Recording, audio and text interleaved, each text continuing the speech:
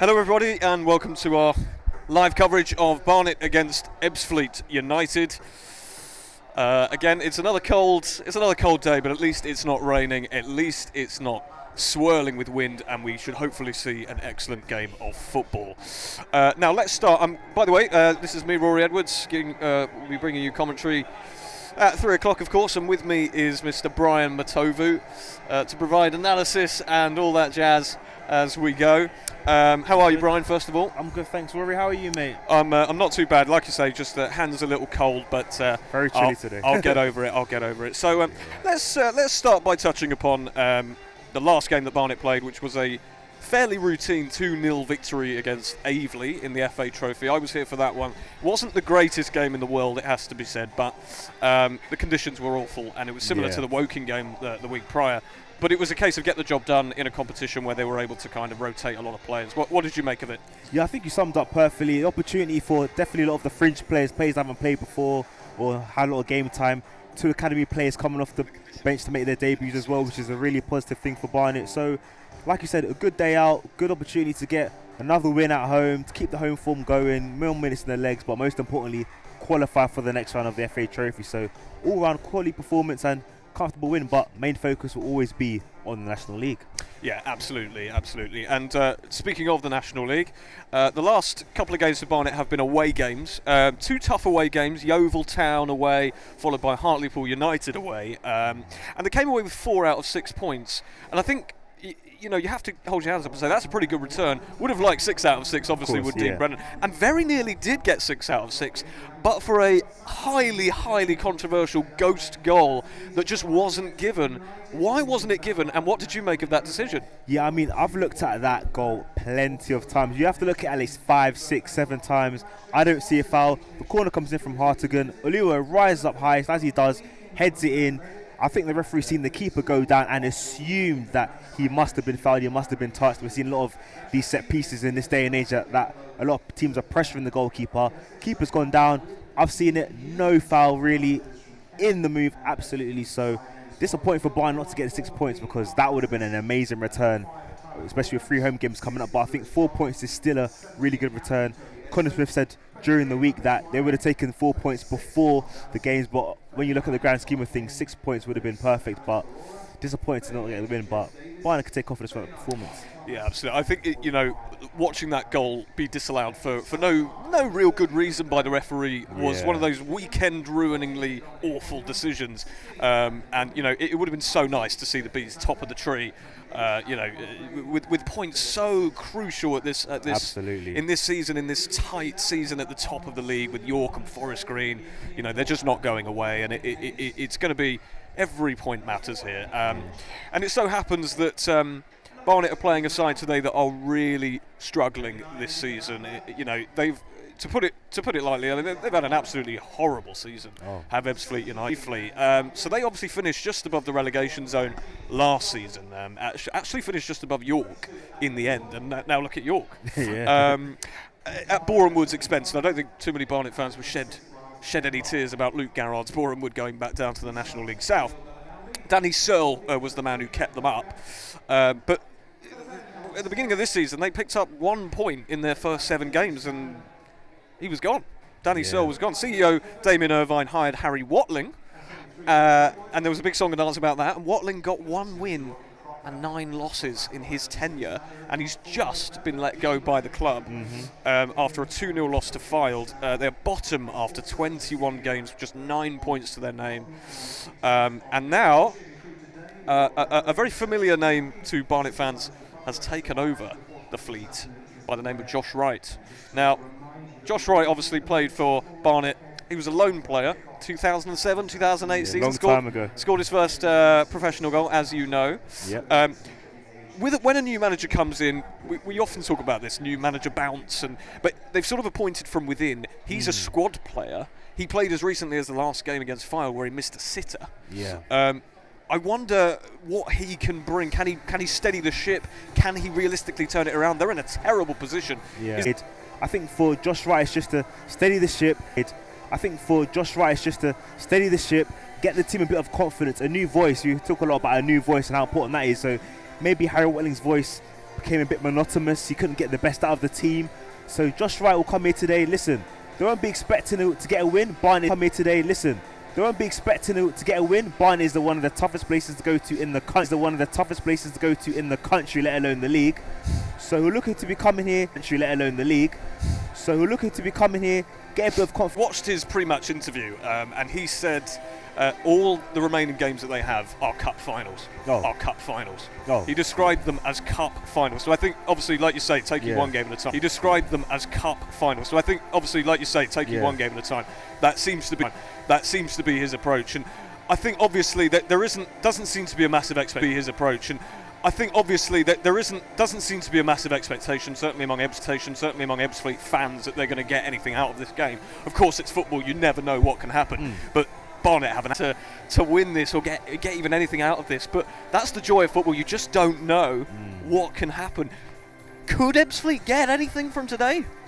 I mean, like you said, in football there's no absolutes. Until the final whistle goes, nothing is absolute. Ebbsfleet, I will be absolutely whistle goes, nothing is absolute. Ebbsfleet, I will be absolutely shocked if they got anything from this game. Like you said, they're in really poor form.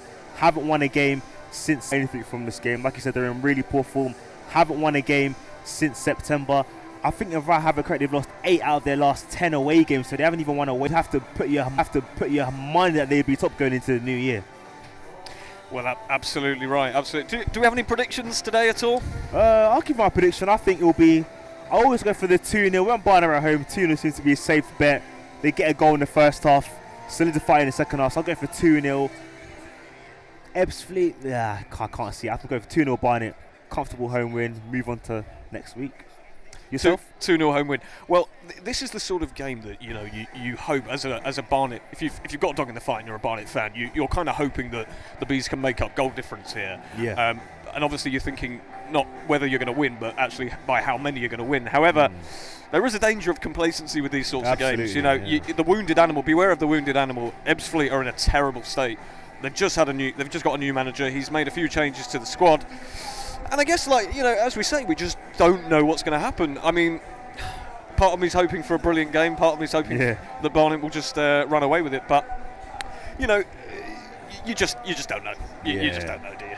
It's football. You can never, ever predict these things. And like you're saying about the goal difference, really important. Of course, York have got 6 better goal difference than Barnet. So Barnet have got to look at it and think, we don't want it to come down to goal difference and be a side that has missed out on 2 goals, 1 goal. This is an opportunity, but the most important thing is 3 points. Have it sealed, signed, delivered, 2-0. Don't go gung-ho. Manage the game and take your chances. That's what it's all about at the end of the day. Taking your chances, scoring goals. Well, absolutely. Although we keep saying that we don't know what's going to happen, we can make our best guess based on some of the statistics. I mean, goals scored. Barnet 42 goals compared to 15. Ooh. So Ebbsfleet don't score many at all. Goals against Barnet. I mean, Barnet sometimes get a bit of stick for conceding silly goals, but they have only conceded 24 compared to Ebbsfleet's 46. Wow. Poor Mark Cousins, former B, has had to pick the ball out of his net quite a few times. He has. Goals per game, 2 goals Barnet average compared to Ebbsfleet's 0.7 goals a game. Yeah. Possession, obviously, we've come to expect Barnet to dominate possession, 64%. Ebbsfleet kind of averaging around the 40s. And of course, but if you look at the clean sheets, actually 8 compared to 4. Barnet with 8, Ebbsfleet compared to 4. There's not a massive difference there, but obviously you just look at the goals scored versus the goals conceded, and that stat kind of clears itself up. Yeah, I think when you're talking about how Barnet get a bit of stick for goals conceded, I think it's away from home Barnet have struggled. When it's at the Hive, I mean, Barnet are fortress. Home form, home defence is really good, but away from home, we've seen obviously the 3-1 defeats to York, the 4-1s at Solihull, the 3 goals conceded at Dagenham and Redbridge. So away from home, Barnet are a bit more, open at the back, but at home, very comfortable. Indeed.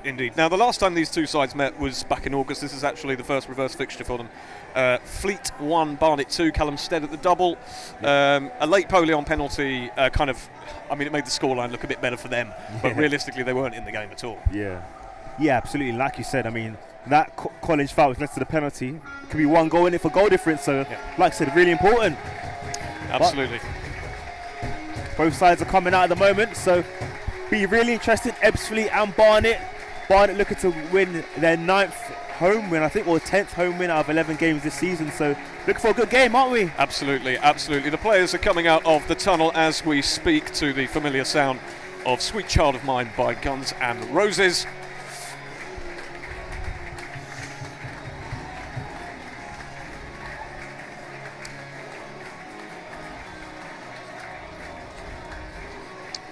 Now, just to say, we will be having a minute's applause in memory of the heartbreaking passing of CHB's academy player Caelan Dennis, just 17 years of age.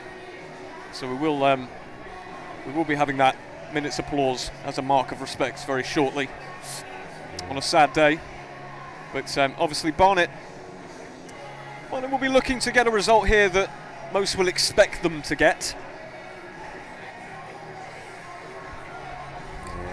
Just you touched on Caelan Dennis, a really sad story in midweek, and it was good to see Rian Brewster dedicate his goal against Millwall to him.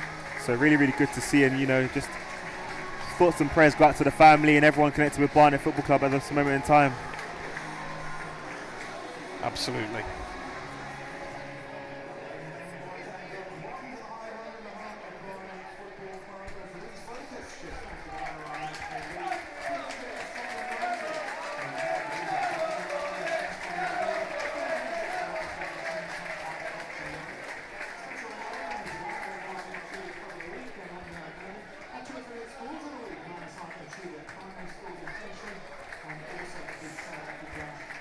Just take you through the Barnet lineup very quickly. Nick Hayes in goal, and the three centre-backs of Danny Collins, Nick Tavares and Adi Aluwo. It looks like Miles Kenlock will be playing in the left wing-back role, with Glover on the right, Mark Shelton, Hartigan in midfield, Brown and Brunt in the 10s, and Nicky Kabamba in the familiar centre-forward role. Ebbsfleet United have made a few changes themselves. Josh Wright's first game in charge, a familiar name for Barnet fans. Louis John is in, Tom Dallison and Todd Kane are the three new players, defensive players in fact, that Josh Wright has brought in for his first game. I say his first game in charge, he did take charge of the Aldershot 0-0 earlier in the season after Danny Searle's sacking. And we will wait and see whether Josh Wright will haunt his former side.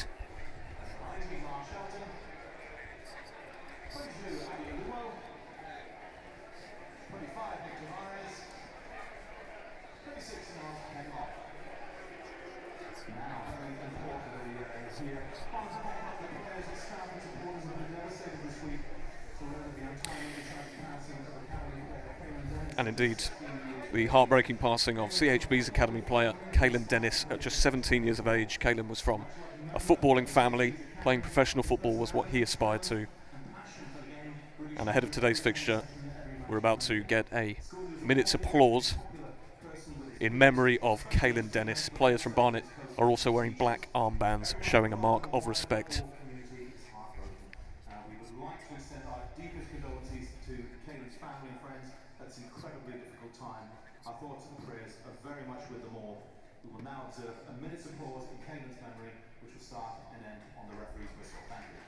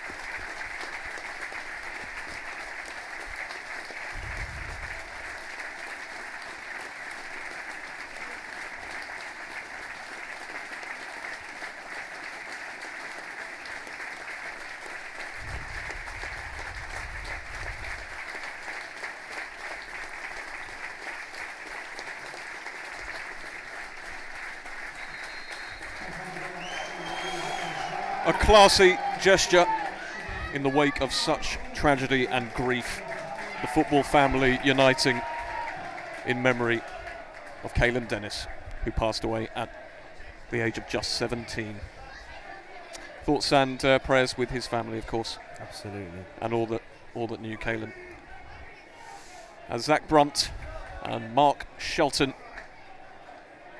stand over the ball. It's not, you haven't seen that for quite a while, a kickoff with 2 people. Usually it is just the one. Yeah. This is old school. Yeah, honestly. Since the rules have changed, you normally see one person, but Barnet have gone a bit different to start this game.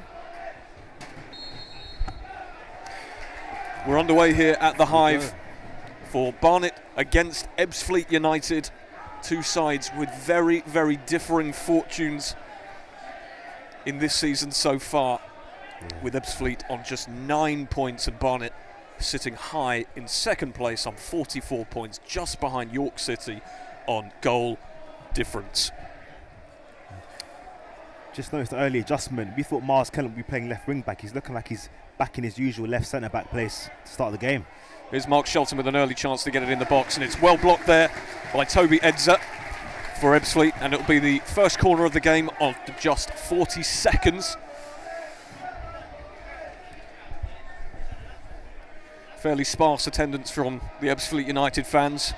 Yeah. But fair play to the fans who have made the trip. It's been a rotten season for them.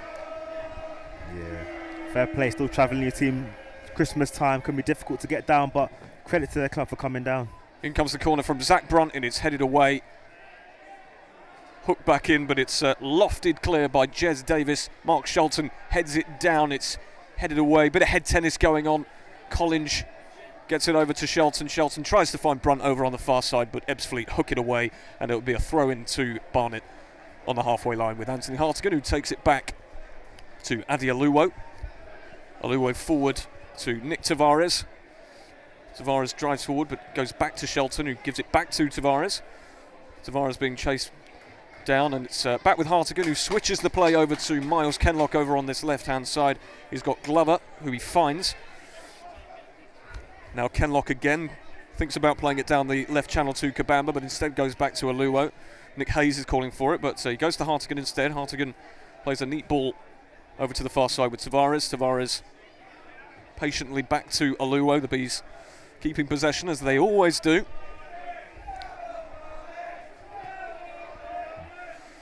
Here's Hartigan in his familiar quarterback role at the back. Danny Collins over on the right. Ebbsfleet keeping their shape and forcing the Bees back into their own half, but Barnet typically patient in their build-up. You can see exactly how this game is going to go. Ebbsfleet very happy for Barnet to have the ball. Just going to hold their shape, 5 at the back, keep it tight, see where they can go from there. Hartigan tries a diagonal towards Danny Collins. That's an excellent ball. Collins does get the ball into the box, but it's well over hit. Headed clear though by the Ebbsfleet defender, and it will be Ryan Glover to take a throw in deep inside the Ebbsfleet half. That was a brilliant pass from Hartigan. Fantastic. We've come to expect that sort of quality from Anthony Hartigan. Honestly, he's got that in his locker for sure. Kenlock tries to find Brunt. Here's Brunt with the cross, looking for Kabamba, but it was a little off, and that's not going to trouble Ebbsfleet. And Mark Cousins, the former Barnet shot stopper, who was part, of course, of that FA Cup run, the famous Darren Curry FA Cup run in 2018-19.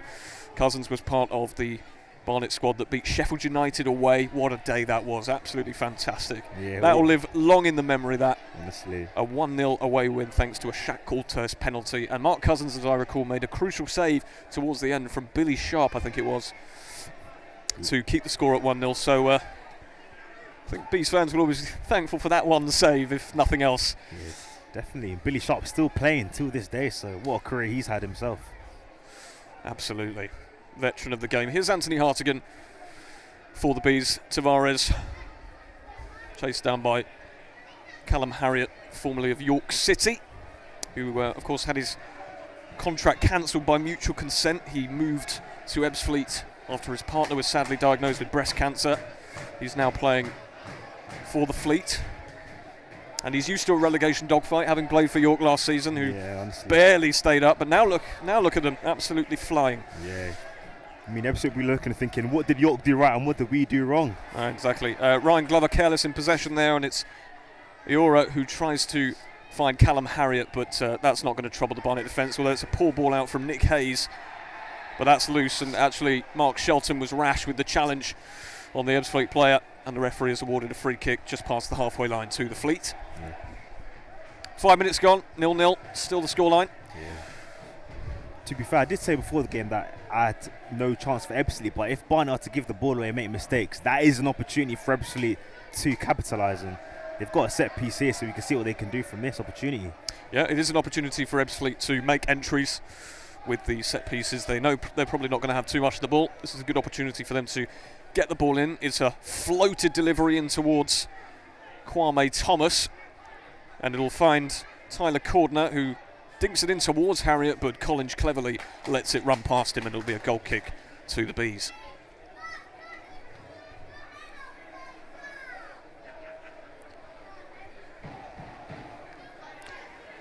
Hayes goes short to Aluo. Miles Kenlock over on this near side. Plays a crossfield pass to Anthony Hartigan, who finds Tavares. We're seeing familiar patterns of play, as we so often see. That's actually a good tackle from the Ebbsfleet man. The referee disagrees, and he's actually given a foul in favour of the Bees. Yeah, I think he had his studs up, to be fair. I think that's why it was a bit dangerous. He did get all the ball, but, you know, in this day and age, studs up means instantaneous foul. In this day and age. How old are you exactly? You're not old. Yeah, I'm old enough to remember the days where tackles like that used to get let off and you'd play on. We're the same age.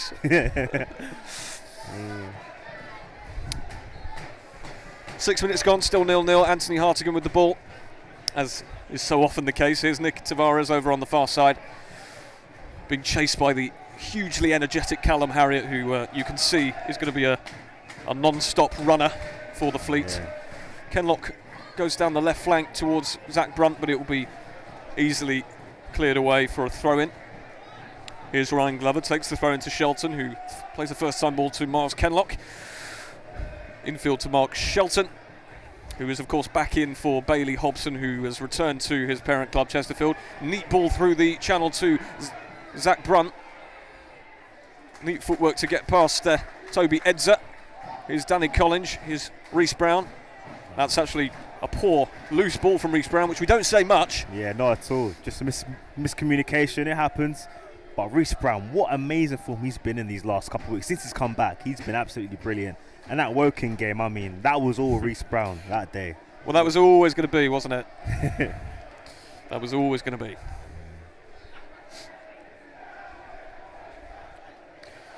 A big welcome to anyone listening on the YouTube stream and indeed through National League TV on DAZN. Hoping for an entertaining game today as Ryan Glover drives forward for the Bees, checks back to Miles Kenlock. Here's Brunt. Brunt goes for a long distance shot. Mark Cousins holds it at the second attempt, and we don't see too many long shots from Barnet. No, we don't. Barnet are very patient.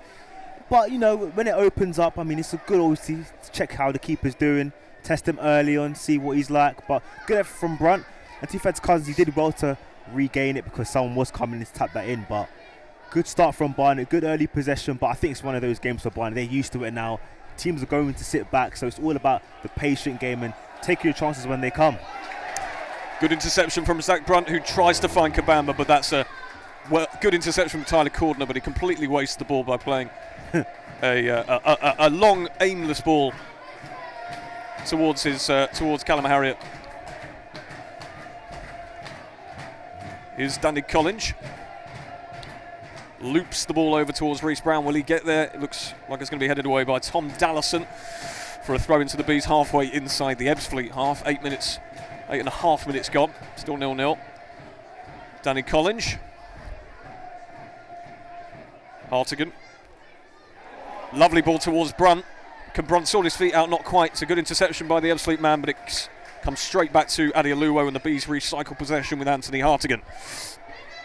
Hartigan assesses his options and plays the familiar diagonal towards Reece Brown. Beautiful ball. That's actually a good tackle, but Brown's actually come away with the ball. Brown, Shelton, back out wide to Collins, who could cross it with his right foot. He does. It's Nicky Kabamba, and there is the goal that opens the scoring after just 9 minutes. Danny Collins with a right-footed cross straight onto the head of Nicky Kabamba, who just guided the ball past Mark Cousins, who didn't even dive for it.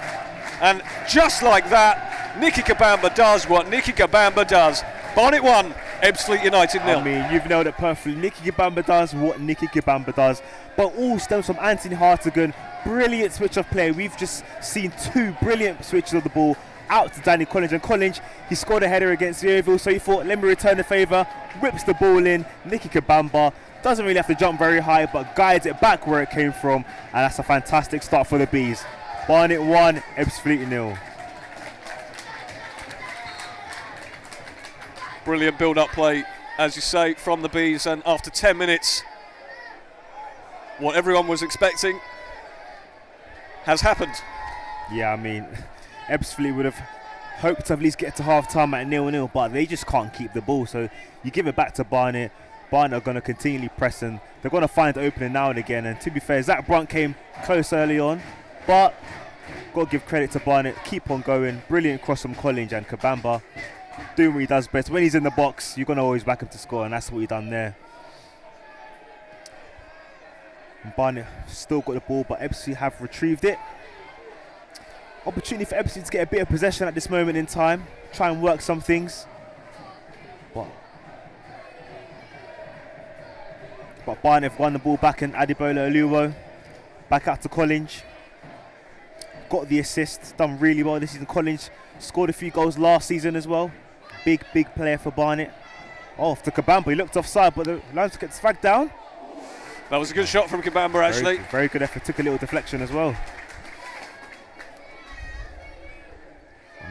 We were talking earlier about the goal difference, and Barnet got the early goal, so now they can play a bit more freedom. Now they got the goal. Ebbsfleet are going to have to come out if they're going to get anything from the game. So opportunity for Barnet to rack up the goal difference and put pressure on Forest Green, who are playing the late game this evening. They are indeed. Here's Todd Kane for Ebbsfleet as they look for a response to that early setback, but they're not going to do it like that. That's a hopeless long ball, and it actually just shades the corner flag and goes out for a goal kick. Yeah, I mean, you saw Callum Harriot's reaction there. Hands are up. What are you doing, sort of thing. There seems to be a lot of low confidence disconnecting the squad. Well, it's only 10 minutes gone, and you just can tell that they're a side near the bottom of the league, not playing with any confidence, have come into this game not really believing they can get anything, but it's only 12 minutes gone, so we'll see what this game pans out to. Hartigan on the ball, so much time and space, a delightful player to watch for Barnet this season. What a guy, what a player. Absolutely. Here is the aforementioned Hartigan with the diagonal towards Collins. It's found its way to Reece Brown. Brown has a chance to get the ball into the box. It's hooked away unconvincingly, and Brunt could get a shot. It's Ryan Glover! Ooh. And it's just about cleared away by the Ebbsfleet defence. Ryan Glover takes the throw in inside the Ebbsfleet half. It's Hartigan. Now Kenlock. He's got Glover to his left. Finds Glover. Glover back to Kenlock. Kenlock gets the ball into the box. Kabamba took a swipe at it, but it never quite got there. Glover leaves it for Hartigan. Here's Shelton. Shelton to Brown. Out wide to Danny Collins. Infield to Shelton again. Tavares. Now Collins, who provided that glorious assist for the Nicky Gabamba header. Ryan Glover over on the left side. Kenlock. Patient play once again from the Bees as they work it side to side. Here is Reece Brown.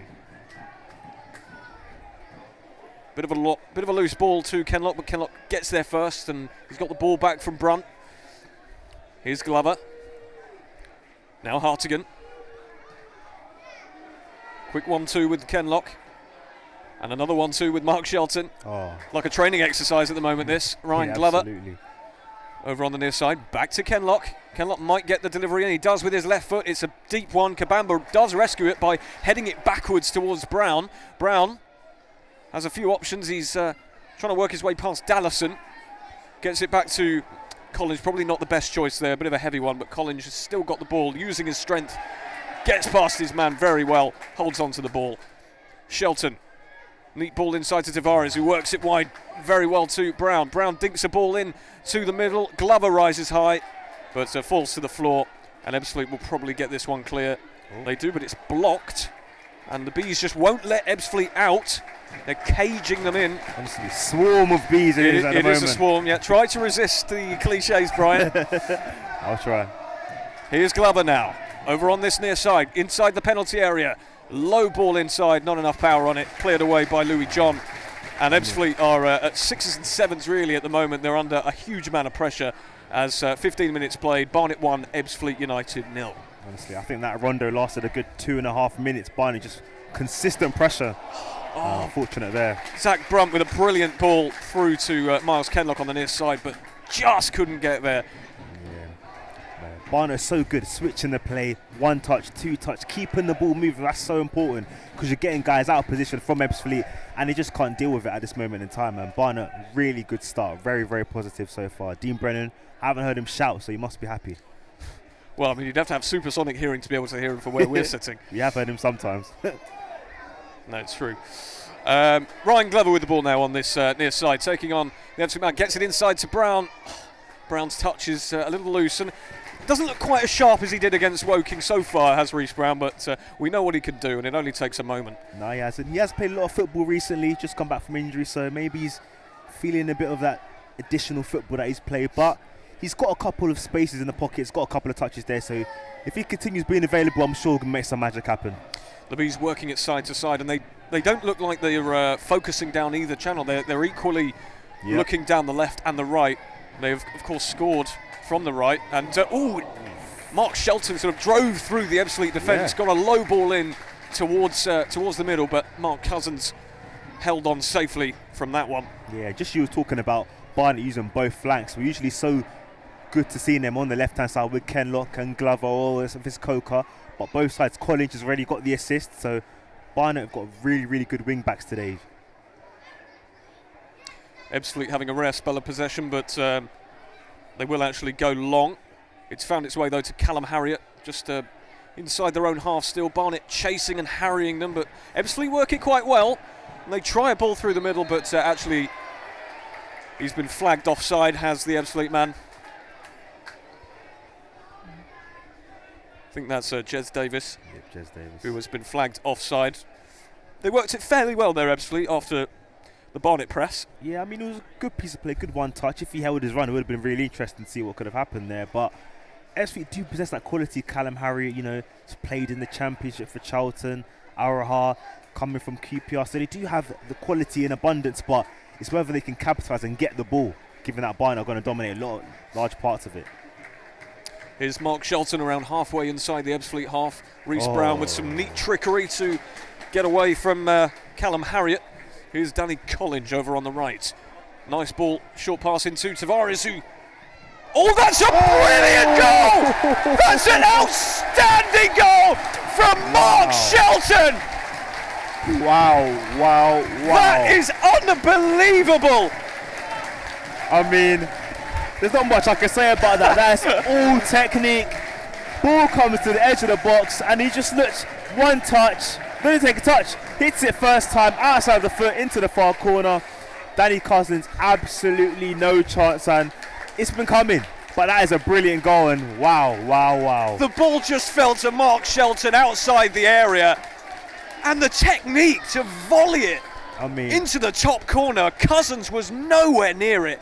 That is an utterly spectacular finish from Mark Shelton, who's scored a few goals for the Bees this season, but he won't score a better one than that. If he does, he's going to be on for a Puskas Award or something. Honestly, that was technique to a T, and a brilliant goal from Barnet, and just what they deserve.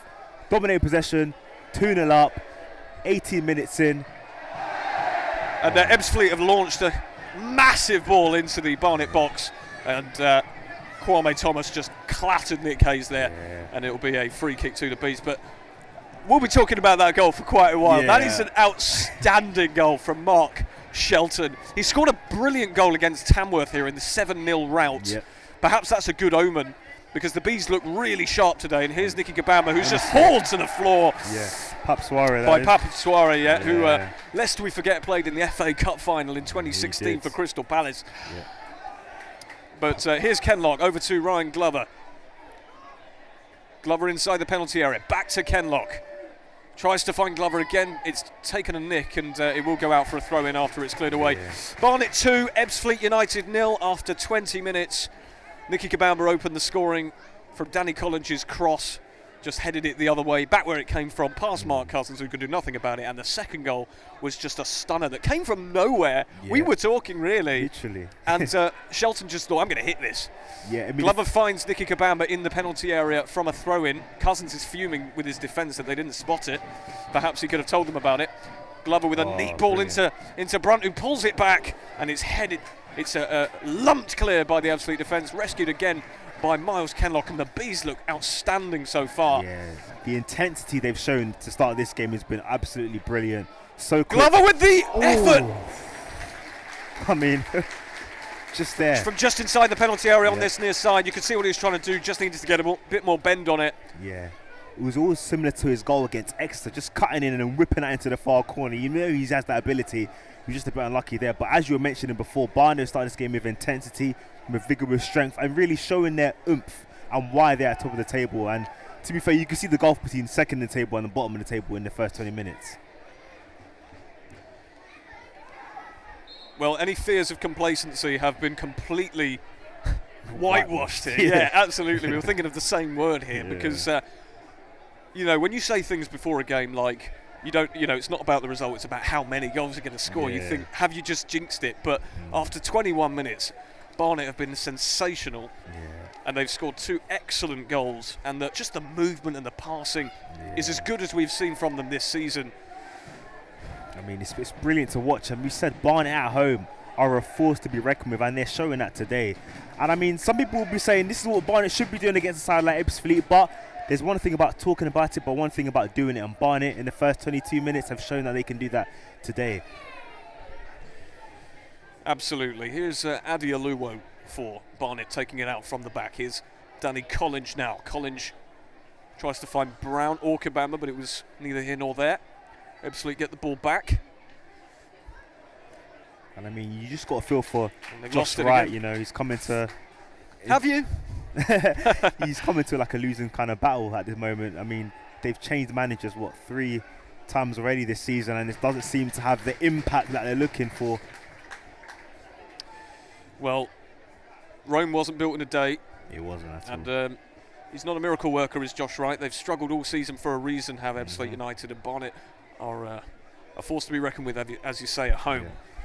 And I think if they're going to lose to any side at the Hive, they were probably thinking it's not going to be the bottom side. Not at all. Here's Mark Shelton for the Bees.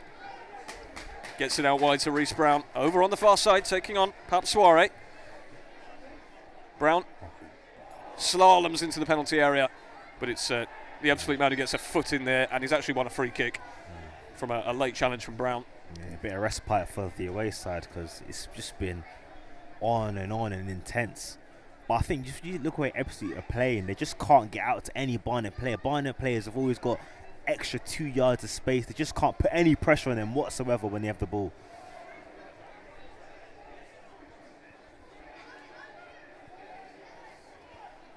.23 minutes played, Barnet 2, Ebbsfleet United 0. Kabamba opening the scoring, and Shelton scoring possibly Barnet's goal of the season, at least so far. Yep, definitely up there. I can't wait to see that back on the replays.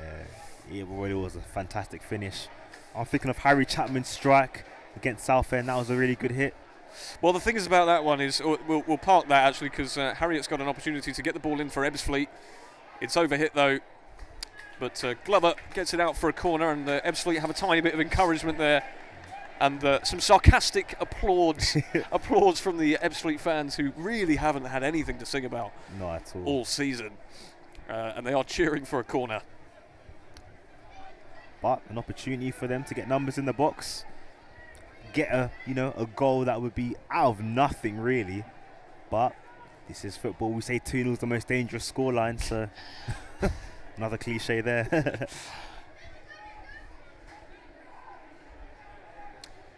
Ebbsfleet about to take this corner from the near side. The hand is raised, but the referee says, hold on a second. Has a word with somebody in the penalty area, not exactly clear who.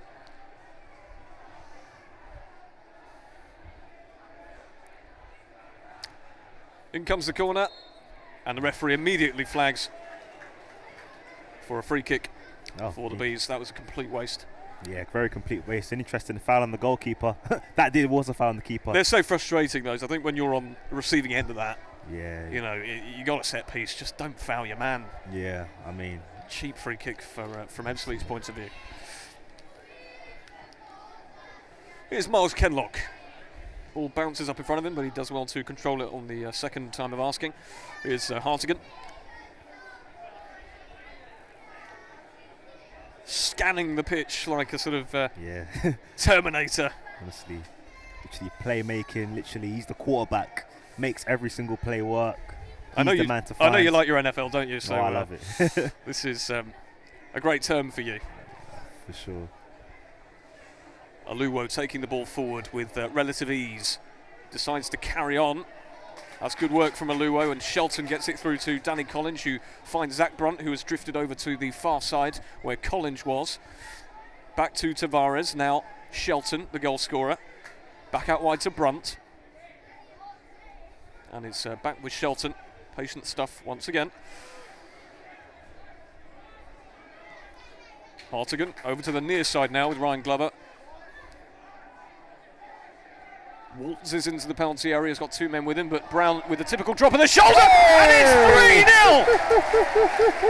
3-0! Reece Brown makes it number 3 for the Bees after just 26 minutes with a typical drop of the shoulder and smashes it into the top corner past Mark Cousins.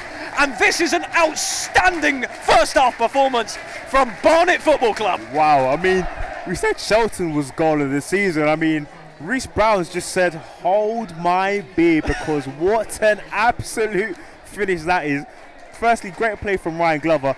Just plays it inside pass, drop of the shoulder from Reece Brown, and as soon as he's turned, he's hitting that first time into the top corner. I mean, no chance for Mark Cousins, and Barnet have just put on a clinical finishing so far.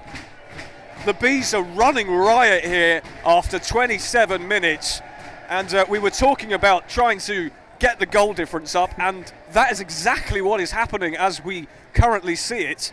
And Josh Wright must be thinking, oh dear. Absolutely, I mean, but it's just like I was saying before, there's no pressure at all on Barnet players. I mean, that was just way too easy. Ryan Glover waltzing in, playing a simple pass to Reece Brown, and to be fair, it's a brilliant finish. Not blaming the keeper for that, but build-up's too easy from a Ebbsfleet perspective. Poor Mark Cousins has had to pick the ball out. Poor Mark Cousins. So many times this season. Yeah, I think that's the 49th goal they've conceded in the league this year, so one more for the big 50.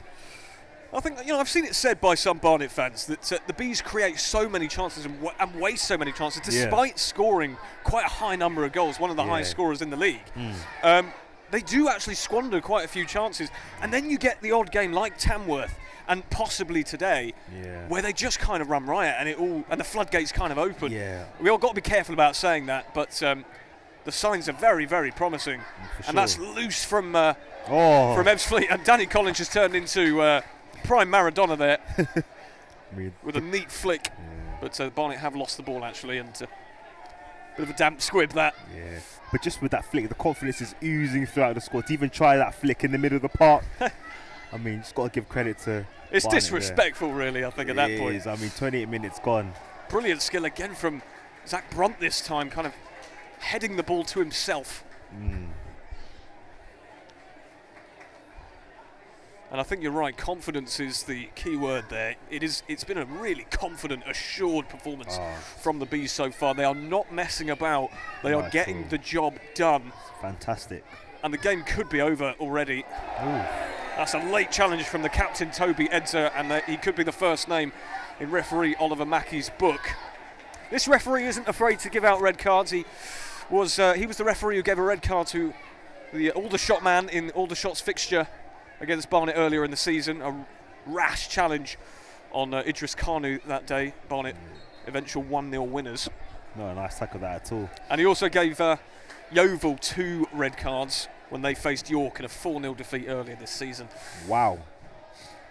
Well, but that tackle from Edsa, that is just frustration. I mean, it's one of those ones where it's like, we're not going to get the ball, we're losing the game, let me just kick someone while they're down. Really poor tackle that was. Yeah, it's not going to serve Ebbsfleet well, and they need to keep 11 men on the pitch, because who knows what it could be if... honestly. Kenlock tries to find Kabamba. He does find Kabamba, who knocks it down to Reece Brown just on the edge of the D. Goes for the effort, curls it just round the post, took a little deflection, and it will be a corner. Kenlock with a brilliant diagonal ball into Nicky Kabamba, who headed it down beautifully for Reece Brown.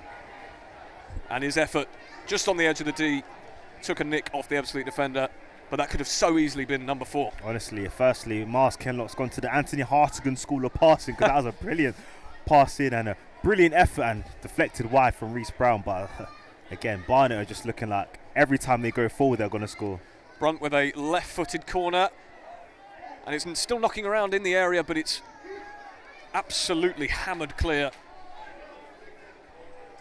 But Miles Kenlock has the ball for the Bees. Here's Mark Shelton. Just on Miles Kenlock, he'll be happy he made the switch in the summer, just gone from Ebbsfleet to Barnet. It's worked out perfectly so far. Absolutely. Billy Clifford and Miles Kenlock, 2 crucial players for Fleet that departed the club in the summer. And they're sort of diamonds in the rough, if you like. Yeah, absolutely. Taking 2 excellent players, just plucking 2 excellent players from a side that really, really struggled. Yeah. And they've seemed to have flourished here at Barnet so far. Here's Reece Brown over on the near side. Again, a loose pass to Ryan Glover.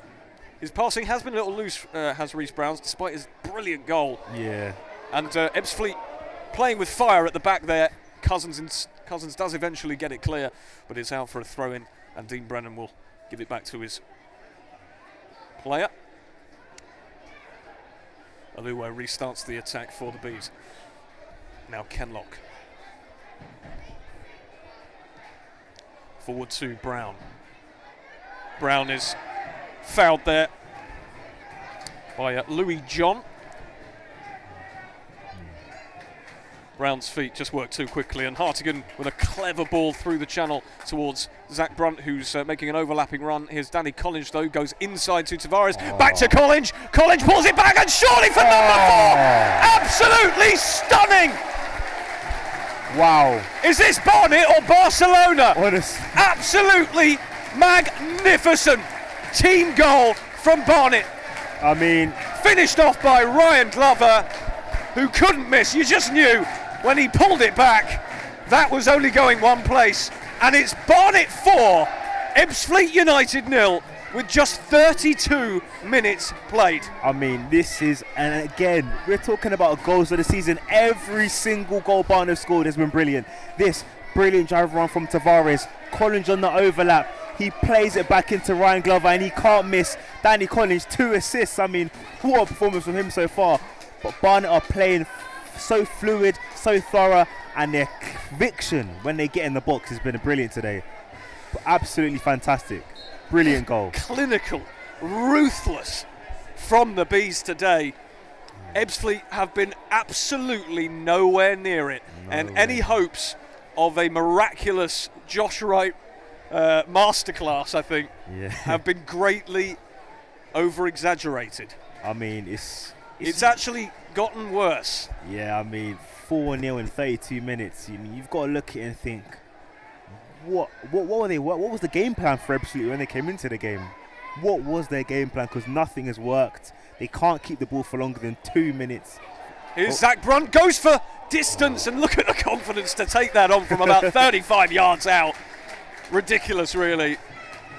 I mean, but why not when you're 4-0 up? Honestly, 4-0 up. Confidence is growing. I mean, how many goals that Barnet scored this year? Is that 45, 46 goals now? Fantastic. And that is the 50th 46 goals. 46. 46 goals. And that's the 50th Ebbsfleet has conceded this season.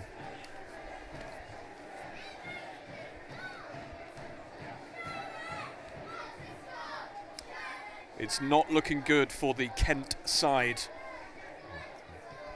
I mean, you couldn't blame if their fans start to get the quick train home, because... Yeah, I think it looks like there are a few less than there were before. Here's Reece Brown trying to take on the entire Ebbsfleet defence. Waits for Brunt. His passing's just been a little bit off, but Brunt does rescue it. And here's Ryan Glover on the near side. drives inside and goes back to Brown, now with Brunt. Glover makes a run. Instead, he finds Kenlock. Now it's Anthony Hartigan inside to Shelton, who's got Collins over to the right. Instead, goes short to Hartigan.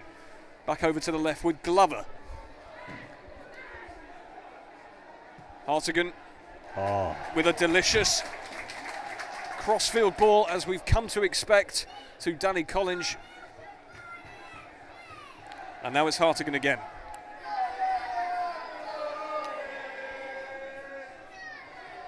Nicola Tavares. Collins. Collins with brilliant footwork there to evade his man, but Ebbsfleet actually have won the ball back. But it's won back by Nick Tavares, and Ebbsfleet can't get out. Honestly, they're at 6s and 7s there. They really are. So disjointed. Here's Reece Brown for the Bees. Ryan Glover. He's got Brown in some space if he wants to find him. Instead goes to Kenlock. Glover instructs him to find Hartigan. Hartigan back out wide to Brown. Brown just on the edge of the penalty area on this near side. Finds Kenlock on the overlap. Can Kenlock get a ball in? It's blocked by Jez Davis. Hits the side netting, and it'll be a corner for the Bees. Honestly. On 35 minutes. Barnet 4, Ebbsfleet United 0. And I was just going to say, Dean Brennan will love that he's got 4 different goal scorers, which just shows that everyone is accountable. Everyone's got the opportunity to score. First goal from Kabamba, second from Shelton, third from... third goal. Reece Brown. Reece Brown, absolutely. And obviously the fourth Here comes goal. the corner from Anthony Hartigan. Callum Harriott will hook it clear. Yeah. Miles Kenlock, how's his touch? Not the best, but gets away with it because Ryan Glover runs back to support him. Yeah, you're right. 4 goal scorers, 4 different goals, including a screamer from Shelton, a neat header from Kabamba, a lovely goal from Reece Brown inside the area with his typical drop of the shoulder. And the fourth, obviously a fantastic team move. Oh, brilliant. Pulled back to Ryan Glover, who you just knew he was going to bury that. Yeah, it's just one of those sorts of days. Yeah. The movement is perfect. Here is Weight of Glover. pass. Here is Glover. Tavares was on the left. Oh, neat dummy from Shelton to find Brunt. And the Bees are just having a laugh here at the moment. And that's surely a foul on the edge of the area, committed by Todd Kane. It was a neat 1-2 between Glover and Shelton, was it? Yep, Shelton. It's almost like a training session It is. between the Yeah, players. it is. It is. Playing with your friends at the park. Not for Ebbsfleet, though. Not For at all. Ebbsfleet, it's turning into something of a nightmare. And Todd Kane has committed a foul. And it looks like it's going to be Mark Shelton who's standing over the ball. It's over to this near side, a few yards off the edge of the penalty area. And he might fancy this, Mark Shelton. He's already scored a fantastic goal. Barnet's second. He's got some space to Mark Cousins' right. If he can get it up and over the wall, he might choose to cross. We are right behind this, and like you said, a lot of space on Mark Cousins' right-hand side. Could the Bees get a 5th goal on 38 minutes? It's Mark Shelton standing over the free kick. It's Shelton! Brilliant save from Mark Cousins! And it was Zach Brunt who went in for the rebound with his left foot, but couldn't keep it down. And Shelton was so close there to getting number 5 for the Bees. Cousins with 2 strong hands to stop it, nestling in the top corner. But that was mightily close. Yeah, very, very close. We were saying literally before it happened that there was space on Mark Cousins' right-hand side. And Shelton, brilliant effort, gets it up, gets it down, enough power in it. But good save from Cousins. And then Zach Bryan, it's a tough one. Ball comes in very quickly, but he just can't get the purchase on it. And it goes out for a goal kick, but it's relentless from Barnet. I would be shocked if this finished 4-0. Yeah, it's at that point right now you're thinking, will it be more than a Tamworth game, which was 7? And Barnet are on pace if they keep this up. The Bees have never won 8-0. So I mean, they've scored 4 in the first half. They can just repeat that sort of performance in the second. They might take the foot off the gas and rest up a little bit. As you do. As you do, which they'd be well within their rights to do. But I just don't think Dean Brennan is the sort of manager that does that. I've heard him say numerous times, this could go down to goal difference at the end of the season. He wants more. I've stood in the B Army stand right next to where he is, and he's not happy.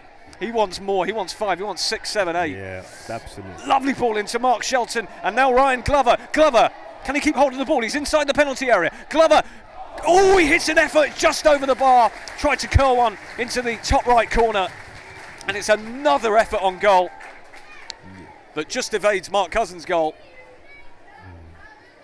It'll be interesting to see the stats for half time, how many shots Barnet have had, how many shots on target.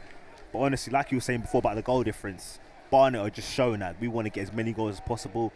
York were ahead by 6 at the start of kickoff. It'll be interesting to know what the gap is now as York are playing at this moment in time. But yeah, I think Josh Wright will be desperate to get his players in at half time. Yeah. Kabamba is just RKO'd there. It's just a frustration from Ebbsfleet. They can't get the ball, just kicking people down, bringing them down. It's been an absolute joy to watch, and fancy Harry Pritchard missing this one for Christmas shopping of all things. I mean, maybe him not being here is the lucky charm. I'm joking, but honestly, he's missing a good one today. That is loose, however, from Barnet, and Ebbsfleet are coming forward. Toby Edzer gets it out wide. Inside now to Callum Harriott. Callum Harriott with a speculative shot from the edge of the penalty area, and that's absolutely nowhere near. And the Bees have a goal kick.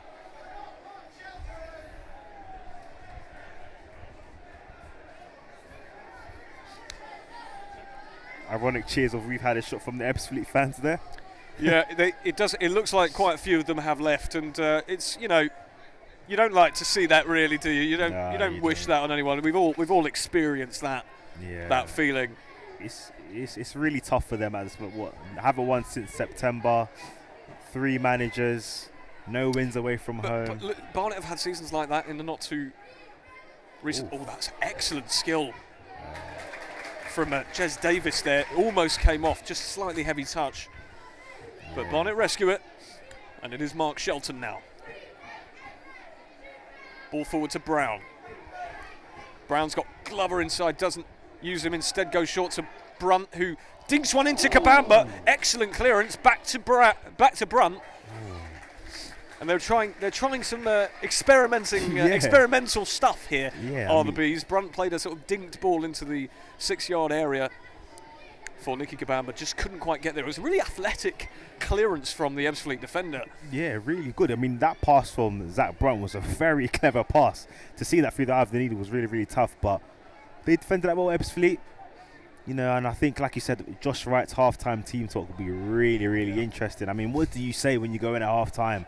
I'm sure he'll be absolutely fuming. I mean, he said that, you know, all the remaining games are his cup finals. Yeah. This isn't a cup final performance, is it? You know, no, not at all. Surely, you know, you're in Ebbsfleet's position. You batten down the hatches, and you make yourself difficult to break down. They've been anything but. They've been porous. Yeah. You know, they've been so easy. And it's difficult to know, but Barnet obviously have a huge amount of quality in their ranks. They've been an excellent side, and they've beaten Tamworth. And Tamworth aren't a terrible side. Not at all. Tamworth aren't a terrible side. They're doing all right this season, sort of mid-table. And Barnet dispatched them with ease, 7-0. So these games do happen. But Ebbsfleet just have not learned from that sort of lesson. I mean, you just think, where do they go from here now? I mean, Josh Wright.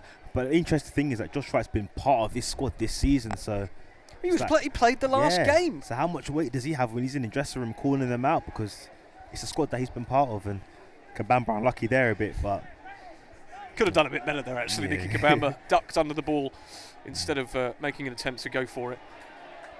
Clever play from the Ebbsfleet centre back, Alex Aora, who's driven it out quite well. And here's Harriott with an opportunity to get the ball into the box. It's headed away for a corner, and that's the best move that Ebbsfleet have had this whole game on 44 minutes. And it all came from Alex Aora, the Iraqi international. On loan from QPR. On loan from QPR's development squad. Yeah, and like I said, brilliant drive run, but he took a risk.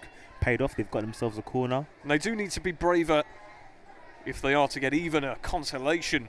Yeah. What would likely be a consolation? I mean, it'd be something absolutely ridiculous if they were to come back from this. Anyway, the corner comes in. It doesn't quite beat the first man, Nicky Kabamba it was, with the header away. It's found Brown, who's very skillfully taken the ball away, and Hartigan has a chance to switch the play. Can't quite get the ball under control, though. It is a throw-in. Zach Brunt's in acres of space over on the left side. He's not been picked up at all, and he has been found. He's got loads of time. Excellent touch with his left to take it forward. He's got Glover on the left, who he finds.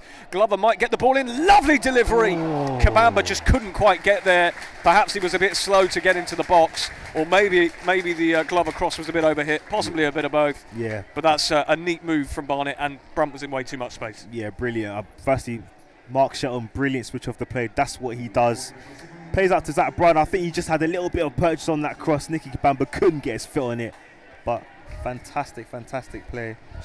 We've just had a comment from Harry Pritchard. Oh. Is this the real Harry Pritchard? I don't know. I don't know. It says, don't worry, Rory, I may not be there today, but I'm still watching/listening. Christmas shopping can't get me away. Up the bees. No, I really hope that is the real Harry Pritchard. We'll have to find a way to prove your identity, Harry. But we will ask him after the game. Yeah, absolutely. Yeah, well, you need to send me a message.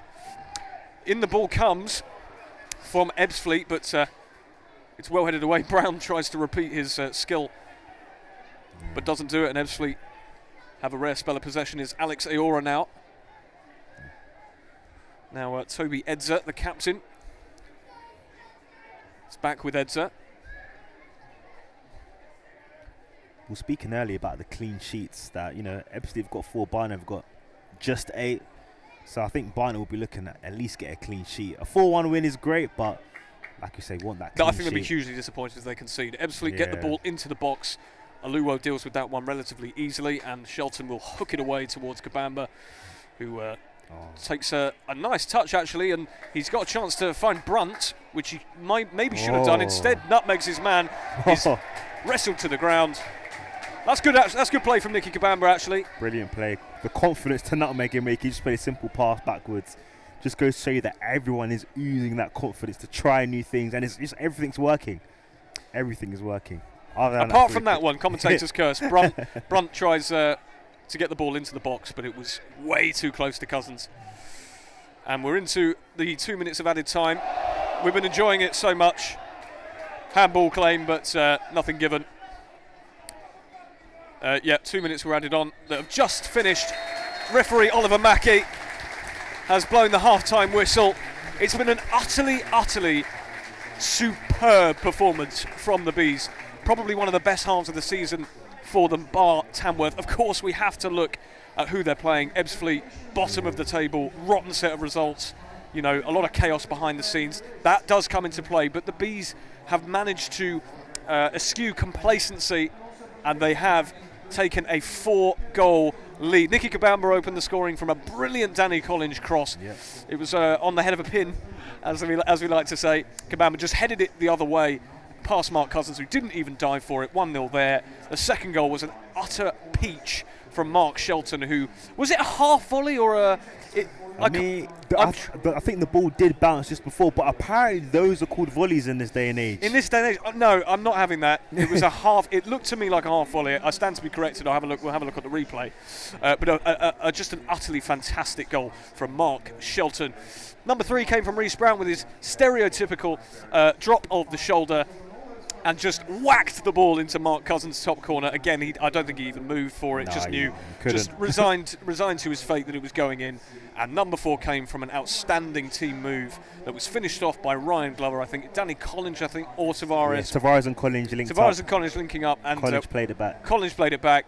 Ryan Glover, all he had to do was guide it into the goal, which he did with aplomb. And it's for that reason that the Bees lead Ebbsfleet United by 4 goals to 0. Brian? Brilliant half, like you said, an attacking masterclass, attacking clinic, whatever you want to call it. That is why Barnet are where they are, and that's why Ebbsfleet are where they are. Barnet just being so clinical in front of goal, and you've got to give credit to them, because when you get the chances, we've bemoaned them in the past, especially the game against Oldham, had the chances, didn't take them, but they've took them in this game, and they're 4-0 up. Ebbsfleet, on the other hand, we've been mentioning it in pre-game, it's been a tough season for them. They average 0.7 goals a game in terms of scoring. They let goals in easily, and nothing's changed, even though got a new manager in. So it'd be interesting to see the halftime team talk. If their fans come back for the second half, I couldn't blame them if they left. But Barnet, second half should continue and hopefully get up the goal difference. Yep, absolutely. We've got a comment here that says we beat Fisher Athletic 8-1 in 1990. So Wow. that's the score to beat. If Barnet could get an 8-0 victory today, it would be a record breaker. But let's not speak too soon. There is plenty of time for Ebbsfleet to mount what would be a highly unlikely comeback. But if Josh Wright was able to mastermind that, then I think he'd probably get the Man United job or something like that. Anyway, as we say, the score is Barnet 4, Ebbsfleet United 0. It's a brilliant game to watch, to commentate on. We hope you've enjoying the coverage so far, and we look forward to seeing you and being with you in about 10 to 15 minutes. See you very soon.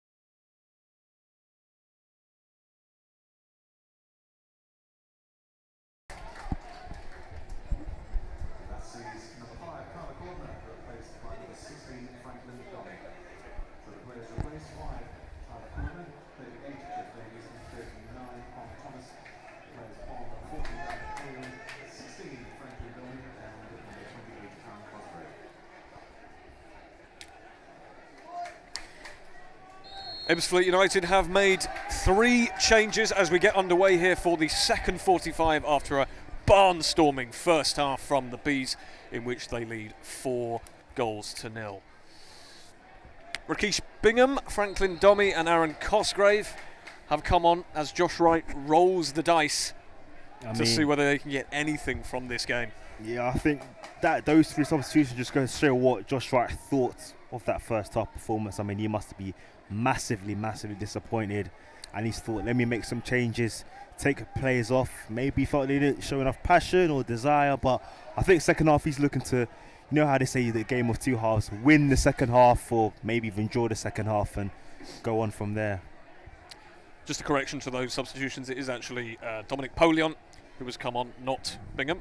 So it's Franklin Domi, Dominic Polion and Aaron Cosgrave, and off goes Tyler Cordner, Kwame Thomas and Jez Davis. Let's see if it makes any difference for the beleaguered Ebbsfleet United side. Ball played down the wing, but it'll be seen out by Anthony Hartigan. Plays it back to Hayes, tries the long ball towards Kabamba.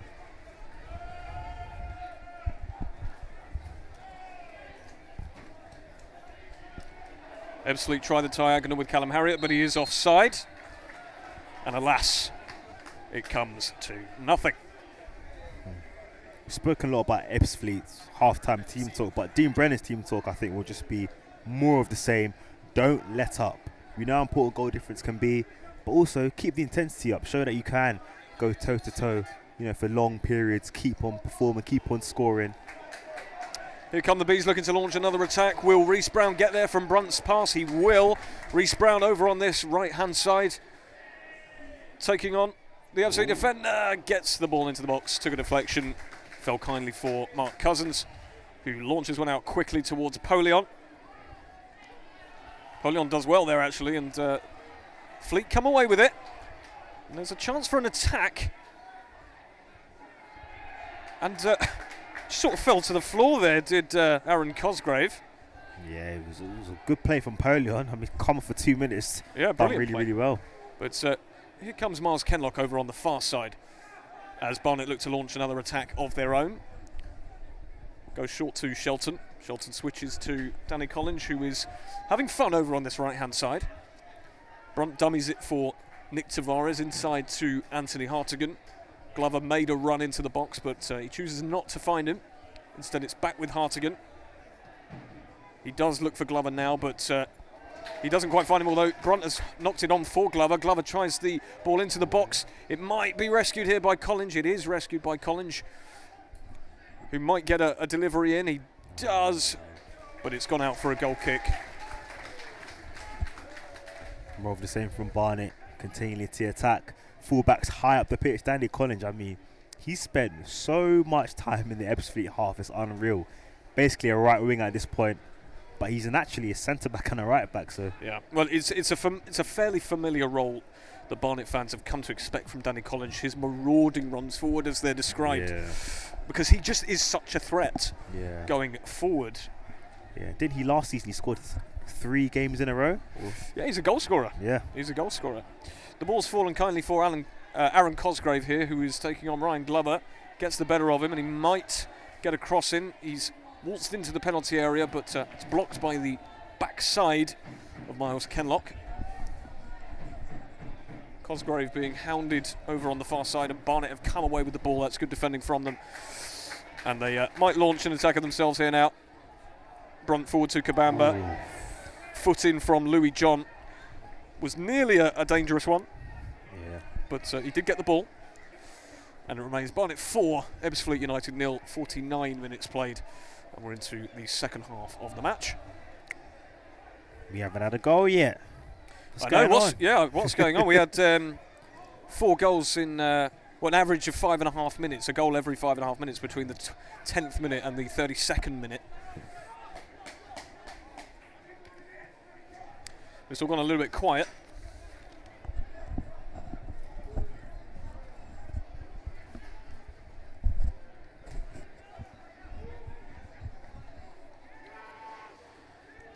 Here's Nick Hayes.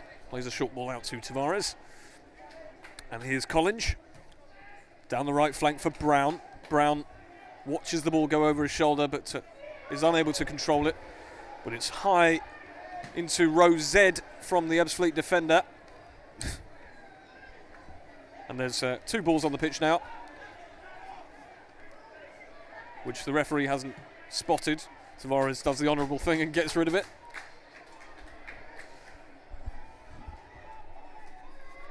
Ebbsfleet deal with the threat. And they're coming away with the ball now in their own half. So a nice ball over to the left-hand side to Pape Soiree. Are we saying Pape or Pap? Pape. Pape can work. Pape Soiree. Yeah. As we touched upon. An interesting history. Yeah, definitely. An FA Cup final appearance. FA Cup finalists. Crystal Palace 2016. Lost to Man United. The famous Alan Pardew dance when Jason Punchin scored the first goal. Jason Punchin, another former Barnet legend. Yep. Very, very close to winning the trophy, but United won in extra time thanks to goals from Wayne Rooney and Jesse Lingard. All right, we're not talking about Manchester United. We don't acknowledge the Premier League here. We don't at all. Unless it's to say that a Barnet player has gone on to play in the Premier League, such as Jack Taylor playing for Ipswich Town. Absolutely. I think everyone knew here at Barnet that Jack Taylor would go on to do brilliant things, and he's so talented. He's right at home in the Premier League with Ipswich Town. You were doing very well, winning at Wolves 1-0 at half time, last time I checked. Here's Mark Shelton.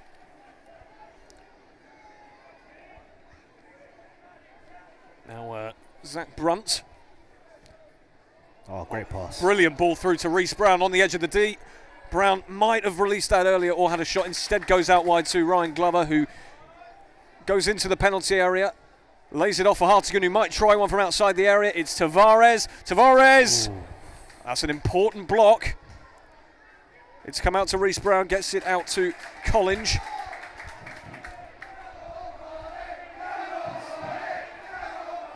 Come on, Barnet is the cry from the Barnet fans.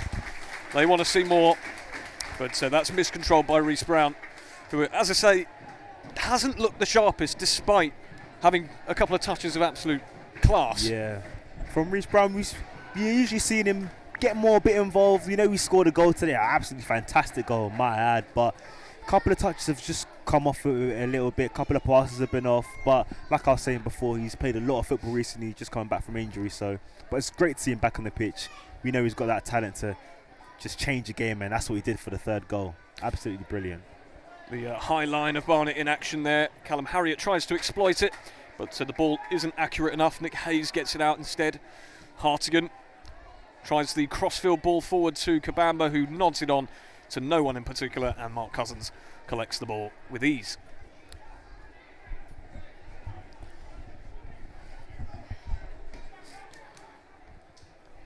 Ebbsfleet now knocking it around at the back. Long ball played across the far side. Here's Louis John with a very long ball that Aluo deals with, but it's come to Polion. Polion driving into the penalty area, but the referee has actually belatedly given a free kick. Polion adjudged to have handballed it. Yeah. Polion does look sharp though, and obviously we know he scores goals. Yeah, Polion, he's Ebbsfleet's top ever goal scorer, was obviously part of that amazing squad that got promoted to the National League North National League a couple of years ago, and he does look sharp. He's very quick, he's a very good finisher, and to be fair, he was a bit unlucky in that decision there. Could have tested Nick Hayes in goal, but to Ebbsfleet's avail, no, they weren't able to. Here's Ryan Glover. Gets it inside to Brown. Now Brunt. Gets it out wide to Collins. Collins over on this near side. Hartigan with a first-time pass towards Brown, who traps it brilliantly. And now Glover inside the penalty area. Glover! Oh. Brilliant save from Mark Cousins. It looked destined. It was a very similar goal. It would have been a very similar goal to the one he scored against Exeter City in the FA Cup. Just looked to bend one into the far corner, but Cousins was equal to it, and that's a good save from the Ebbsfleet shot stopper and former Bees goalkeeper. Sure. It was a brilliant first-time pass, first from Anthony Hartigan. And Ryan Glover, we know every time he's on the left-hand side, he's looking to cut inside and go for that far corner. And this time he got absolutely brilliant connection, but Mark Cousins with an absolutely fantastic save. Could have so easily been number 5 there. Shelton lays it off for Brunt from the short corner. Brunt finds Brown. Brown pulls it back. Tavares straight at Mark Cousins. Needed to find the far corner there. Point blank save from Cousins, who's probably going to have a very busy second half as the Bees look to get into cruise control. Yeah, as you can imagine, Barnet just racking up these shots on target. Short ball played into Brown. Brown, Tavares almost fed Brown, but it's back to Brunt. Brunt olays his man. Brunt back to Shelton it was, looking for number 2, but it was blocked. And Barnet are knocking on the door here for number 5, and you would not be surprised to see it very soon. That was brilliant play from Zach Brunt, not making his man, finding the final ball. Just Barnet, just get a better connection. That is 5-0. Brunt with a left-footed corner on the near side. Brown nods it on. But it's evaded everyone. And it's a goal kick to Ebbsfleet United, and they get away with it on that occasion. With 56 minutes played, it's Barnet 4, Ebbsfleet United 0. Yeah, Barnet just continuing where they left off from the first half, creating chances at will. Everything is just coming up for them. Just that final end product is lacking in terms of finishing, but again, just brilliant work from these midfielders and these attackers. Well, they've just won the ball back there brilliantly from a loose pass from Ebbsfleet, but Fleet have got away with it. Poor ball, though, down the channel, and excellent chest control from Kenlock to regain possession for the Bees. Shelton finds Glover over on the left. Now Brunt tries to get the ball in with his left, but it's blocked. And out for a throw into the Bees inside the Ebbsfleet half. Throw in taken to Hartigan. Hartigan needs to be careful there. Is careful. Goes back to Tavares. Now it's Kenlock. Now Brunt. Tries to find Glover, but you can see what he's trying to do. Didn't quite pull it off. But that's a great tackle from Shelton in a dangerous area. Kabamba is tripped right on the D. Shelton range. Shelton might fancy this one, or Anthony Hartigan. Shelton came very, very close in the first half. Pulled a brilliant save out of Mark Cousins. He did. And this is it's quite central, so he could go maybe either side. Yeah. Tricky one for the keeper, tricky one for the taker. Yeah, really tricky one. But just going back to how it came about, just brilliant press from Barnet, but Ebbsfleet just giving the ball away at ease, and Barnet just capitalising it. Nicky Bamba getting his body in front, winning the free kick. But on this, like you said, I think over the wall towards Danny Mark Cousins' left-hand side is where the gap is. Yeah, there's a little bit of space on Mark Cousins' left, and it looks like it's probably going to be Anthony Hartigan who's going to have this one. It's Hartigan to take, and it's another athletic save from Mark Cousins. Hartigan decided to go to Cousins' right. Yep. And it's a good save from Cousins to prevent the score getting a bit embarrassing. Tavares now over to Collinge, provider for the first goal from Nicky Kabamba. Collinge inside to Brown. Brown back to Shelton. Shelton tries to find Tavares inside, but it's can't be controlled by Tavares, and Ebbsfleet come away with the ball. Tavares is chasing Aaron Cosgrave down, and what a fantastic tackle it is. Brilliant. From Nick Tavares to win the ball back from Aaron Cosgrave, who was looking fairly dangerous on the left-hand side with a pacey run. Crossfield ball is played back to Ryan Glover, who heads it safely. Aluwo, and Hayes gets it out. Hayes has had absolutely nothing to do, by the way. Nothing to do. I mean, an easier day he couldn't have dreamed of. Honestly. But just going back to Nick Tavares, 4-0 up, gives the ball away, but look at the passion, the effort to still track back. It's absolutely brilliant. That's what Dean Brennan's instilled in this side. No matter what, continue to play your game, and that is brilliant commitment and mentality from Tavares there. That's why they call him Nick the Brick. Although he's much faster than a brick. Yeah, definitely. Ryan Glover is fouled for Barnet over on the far side, about halfway inside the Ebbsfleet half, and it will be a yellow card.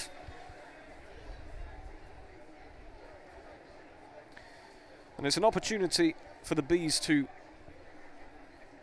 well, I say whip one into the box. There isn't anyone in the box to receive it. It looks like they're going to play this one short. Definitely, other than Kabamba, really, he's just playing bait. Yeah, just miles offside. Yeah. He's sort of, I think they use it as a target, don't they? He quickly runs back onside. They use it as a target, and he doesn't interfere with the play.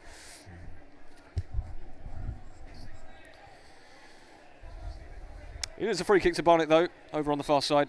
Brunt is going to take this one short. Just gets the slightest of touches. And here's Shelton. Now Glover. Infield to Anthony Hartigan. And now Tavares. Back to Hartigan. Plays it over to the left with Glover, who plays a first-time ball into Brunt. Brunt lays it off very cleverly to Glover, who might have a go here. It's played to Shelton, but the shot was always rising. There was a suspicion of a foul on Ryan Glover as he released the ball to Mark Shelton, but the appeals weren't really there. It's a goal kick to Ebbsfleet. But Shelton fancies a second goal. Oh, absolutely. I think all these Barnet players fancy a goal, at least the ones who haven't scored anyway. But again, brilliant play from Glover and Brunt. Just the aura of this Barnet team is something to behold, and, you know, really, really good so far. Now it's been liquid football from the Bees as Ebbsfleet line up another substitution. Looks like it could be Rakesh Bingham. Here's Shelton for the Bees inside the centre circle. Now Tavares gets it over to Collins. Here's Hartigan just past the halfway line. Neat ball inside to Reece Brown. Now Collins. Back to Tavares. And here's Adi Aluwo.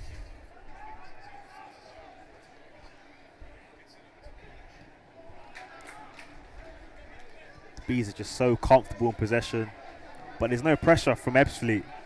It's too easy. Collins able to drive forward towards the penalty area, might get a cross in, does dink one in. It evades Kabamba, but it will be picked up by Glover. Glover drives one towards Kenlock, who is awaiting his first Barnet goal. He's come close a few times. It is back to Kenlock.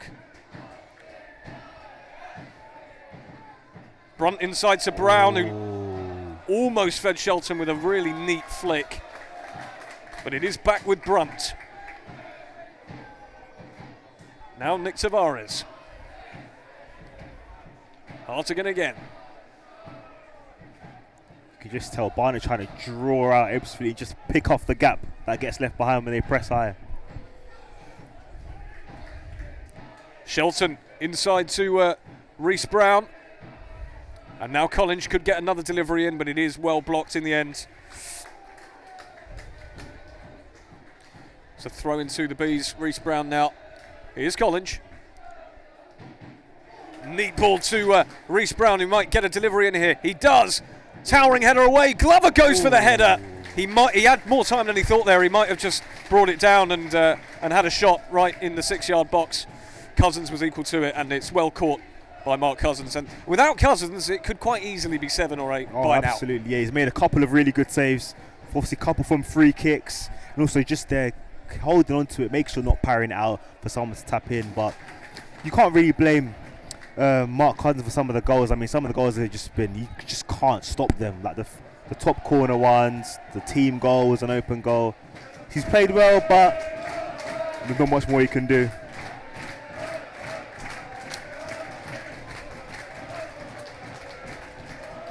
The Barnet fans singing, "We're on our way to the Football League." It is only December, but this performance will go a long way to establishing confidence. Remember, this is, of course, a Barnet side. A lot of the injured players are back. This is one of the strongest sides that Barnet can actually field at this time. We have still got, though, the likes of Callum Stead on the bench, Idris Kanu, Ben Coker, Billy Clifford, Jordan Cropper. Just quality on the bench. Yeah, and still got Chapman out as well. Chapman, the only long-term injury really at the moment. So when Barnet are at full strength, I mean, no side will want to play them at all. And if Barnet don't get automatic and have to go through the goal of the playoffs, no one wants to face them at all. Still a couple of big home games coming up, you know. York game in Feb, that game obviously be a definite title decider for sure. Ebbsfleet are finally making their substitution. It is Rakesh Bingham who is coming on, and it'll be Callum Harriott who is making his way off the field. He's been a little bit ineffective today, has Callum Harriott, but in fairness, you can't really single him out. It's been a poor performance from Ebbsfleet overall.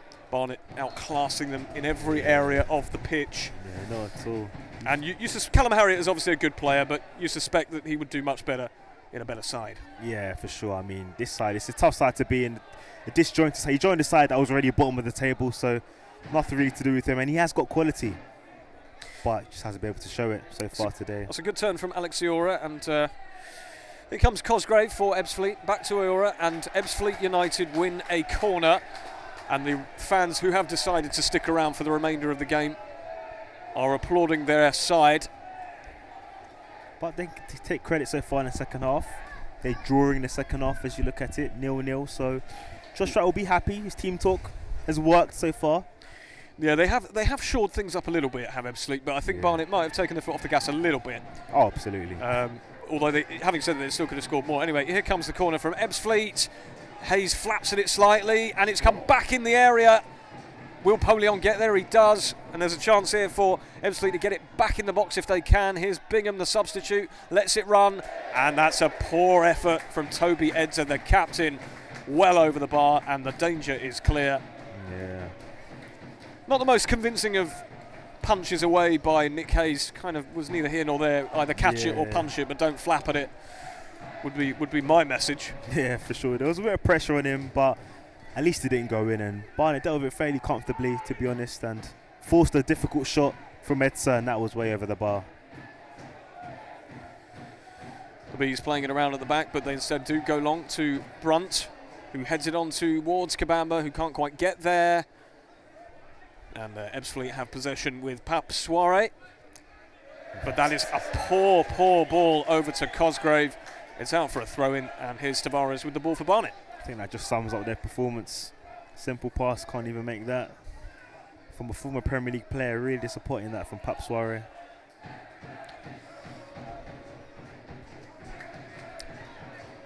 Here's Tavares for the Bees inside his own half. Hartigan being chased down by Bingham. Aluwo also being chased down by Bingham, but he'll go over to the left with Kenlock, and he'll be back inside for Tavares as the Bees patiently play out from the back.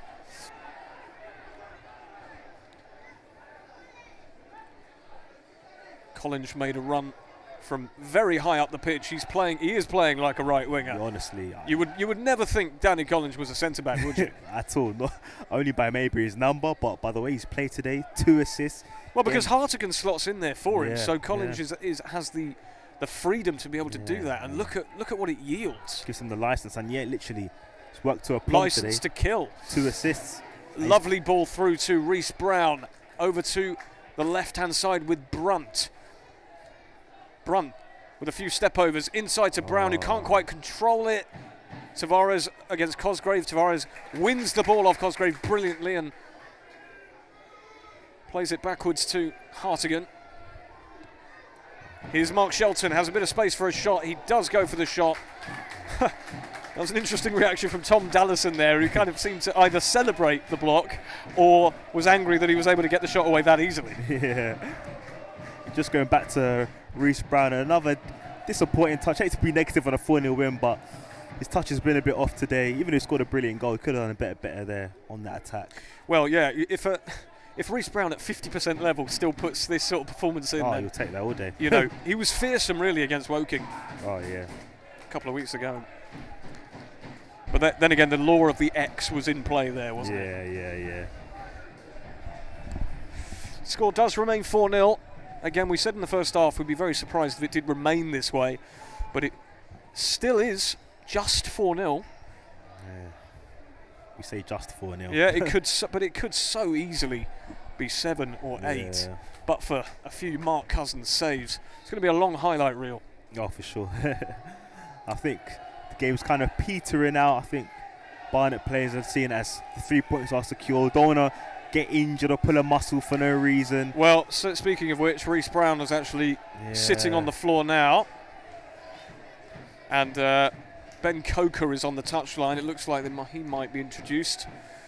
Hopefully Brown is okay. Yeah, just a bit of cramp, you'd like to think. But Barnet are lining up a couple of substitutions here. Oh. It looks like Callum Stead and Ben Coker will be coming on. Yep. And that's exactly what it is. Reece Brown does make way. Hopefully a precautionary measure. He was sitting down, looking a little bit injured. And we know his track record with injury, so hopefully he's okay. Callum Stead coming on.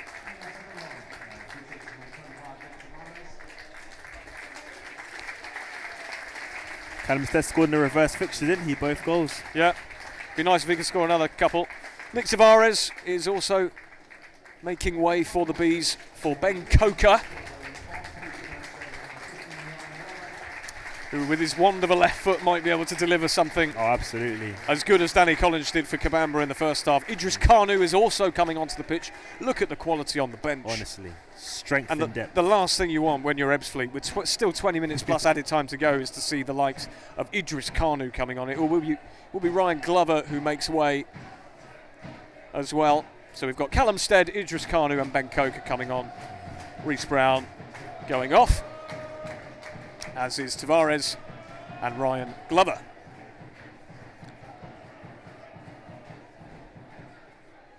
But an opportunity for their substitutions to get a goal and kind of stake a claim that maybe they felt they should have started this game, you know.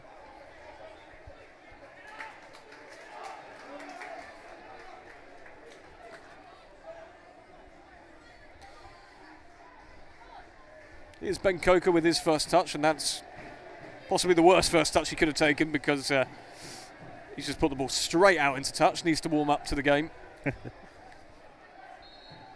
Cheap foul committed by Callum Stead. So that's two substitutes who have immediately made negative contributions. Yeah. And it is a free kick to Ebbsfleet over on the far side. And it's a chance for them to launch one into the box. I'm sure Brennan will be extremely disappointed if Ebbsfleet were to get anything from this game, even a goal, Yeah. with goal difference such a factor. That's a poor delivery that was from Ebbsfleet. Here's Iora for Ebbsfleet. He's looked a bright spark. Yeah, he's had some marauding runs, driven through. Not done it enough, but he's looked bright on the rare occasion. Well, they haven't had the ball enough for him to even at do all. it, Nah, not at all. in fairness to the young man. And then the Bees have the ball at the back with Hayes, who has had absolutely, as I mentioned, nothing to do. I think I've seen him having a hot chocolate there in the Hive bar. Oh, And it's as easy as that to get the ball through to Zach Brunt, who tries the through ball towards Kabamba, but it was too far over to the right, although Kabamba's not giving this one up. However, he does commit the foul against Pap Soiree. There was a simpler ball on, I think, there from Zach Brunt. He might have just played it on the ground. yeah, you might have done, but He tried something a little bit too clever. yeah.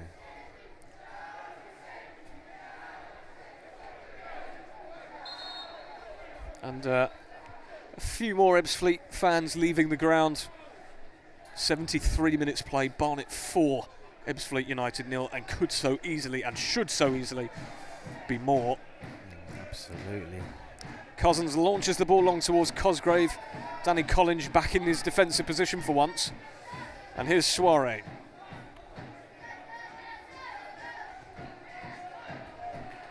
A poor ball out though from Franklin Domi. Straight into the hands of Nick Hayes. And here's Kenlock.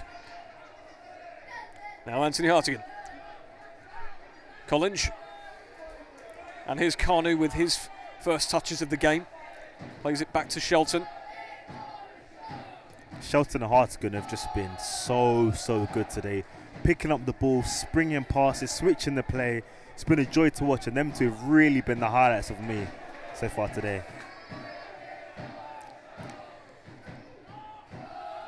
Nice ball over to Idris Kanu on the right. Feeds Collins. And you can see that Collins has gone back into the centre-back position while Idris Kanu is over to the right. But Collins is still marauding forward. Kanu tries the ball through the middle and it looks like he might get the ball again. Instead it's come to Hartigan. Hartigan driving forward. Hartigan! Oh. He drove the shot low to Cousins' right, but he fell on the ball, did Mark Cousins, and it's yet another save that he's had to make. Probably one of the easier ones he's made, but he had to make it. Yeah, easy save. Good run from Hartigan. Good drive run. I wish he could have just looked up a little bit and saw on the left-hand side Ben Coker was coming in late, but it was a decent strike from Hartigan and good save from Cousins. just a bit more power on that, and that's nestling in the top corner for sure. Oh, definitely.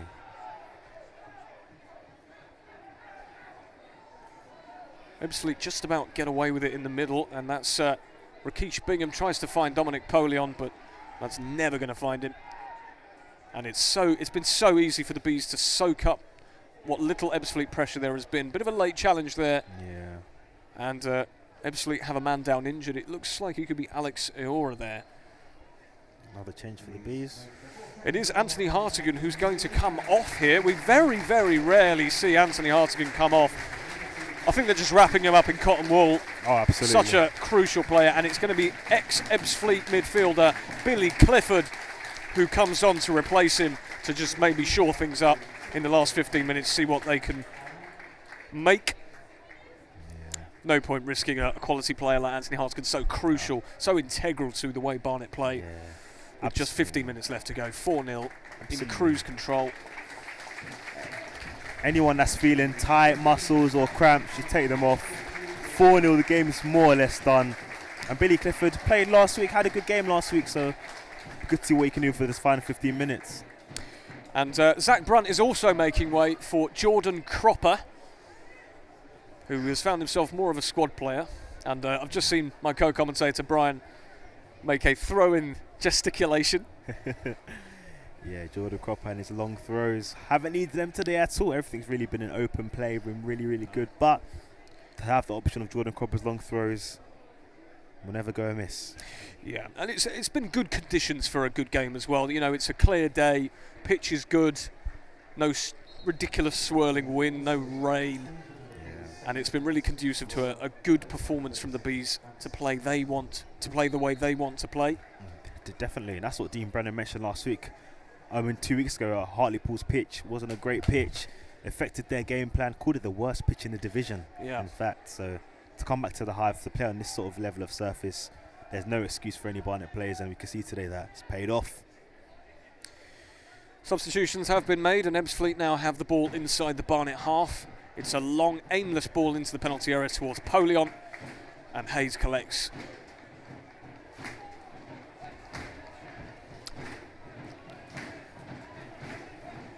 Here's Collins for the Bees. Now Shelton. Oh, gets a nice ball through to Jordan Cropper, but it hit the back of his heel, and if he had got it under control, he'd have been possibly through on goal. Still had a bit of work to do, but good idea from Shelton and Cropper. Throw into Ebbsfleet in their own half, to be taken by Pap Soiree. I don't think they've had a shot on target, Ebbsfleet. Not that I can think of, unless they had one from a corner, but other than that... No shots on target, I'm pretty sure, and they've had a couple of sighters which have gone absolutely nowhere. Collins wins the throw off Dominic Polion. We'll be interested to see where Polion goes in the summer, assuming that Ebbsfleet go down. You'd like to think that he'd be someone who will gauge a lot of interest from a lot of teams in the National League. I'd have him.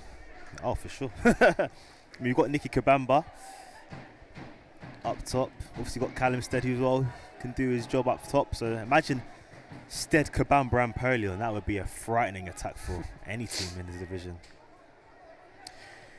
Well, Barnet have had a frightening attack today regardless. Yep. Kabamba, Reese Brown, Ryan Glover and Mark Shelton all on the score sheet and all in the first half. We often see this, a blitz in the first half, sometimes the second half. Doesn't quite live up to the billing, but there's still time. 78 minutes gone, it's 4-0, and that is a beautiful ball inside to Cropper, who lays it off for Kanu, who hit a left-footed shot first time. Tried to find Cousins' top corner over to his left, and very nearly did, but it just hit the side netting. That was a good layoff from Jordan Cropper, who was in a pocket of space in the penalty area. Brilliant pass from Shelton. We've said that the whole game today. Brilliant layoff from Cropper, and then Kanu with a really, really good effort. Just unlucky, wrong side of the post. And here's Dominic Polion taking on Aluwo. It's his first chance, and it's his first shot of the game, and he drags it just wide. And that was a little bit too easy for Fleet to break through the ranks of the Barnet defence there, but the shot was dragged wide, and on 80 minutes it still remains 4-0. Yeah, it's a good move from the Fleet, and Polion showed a lot of pace there to just get away and get his effort. And a decent strike, but not on target, so that's another off-target effort from the Fleet. You wonder whether Polion was carrying a knock or something, because he is clearly a quality player. And for sure. you wonder why he's not starting. Where's Fonguk as well, an ex-B who went to Ebbsfleet, and he's not featured for a long time. Yeah, it's interesting to know. I think Polion, you say he didn't play the foul game at all, did he? So definitely carrying. No, he wasn't something. he wasn't even in the squad. Yeah. Nor was Fonguk. Yeah. Ebbsfleet lose the ball in the middle of the park. Referee thinks about playing advantage, but doesn't play advantage, even though Stead had done well. But Stead gets it back from the short free kick, and here is Callum Stead, gets it over to Ben Coker on the left-hand side. Coker in towards Carnu, who controls it. Can he lay it off to Shelton? Blazes it over the bar, and another chance goes begging. Yeah. It should so easily be more. It should. I think Shelton will feel he could have done a bit better there. I mean, he scored a worldie in the first half. First time layoff. He was leaning back there, I think. Yeah. I can just see the post-match interview already. Dean Brennan will probably be saying, should have scored 10. Yeah, I mean, definitely at least more than 4 for sure. Definitely at least a goal in the second half as well. But, you know, the first half was so good that you can always let them off. Stead does really well to win the ball back and does come away with the ball, although Ebbsfleet have got there. And Polion has found the middle of the box. It's easily cleared away though. Here comes Ebbsfleet with a rare attack. They've had a few rare attacks this second half, haven't they? Yeah, not so rare. Here's Edzer for Ebbsfleet.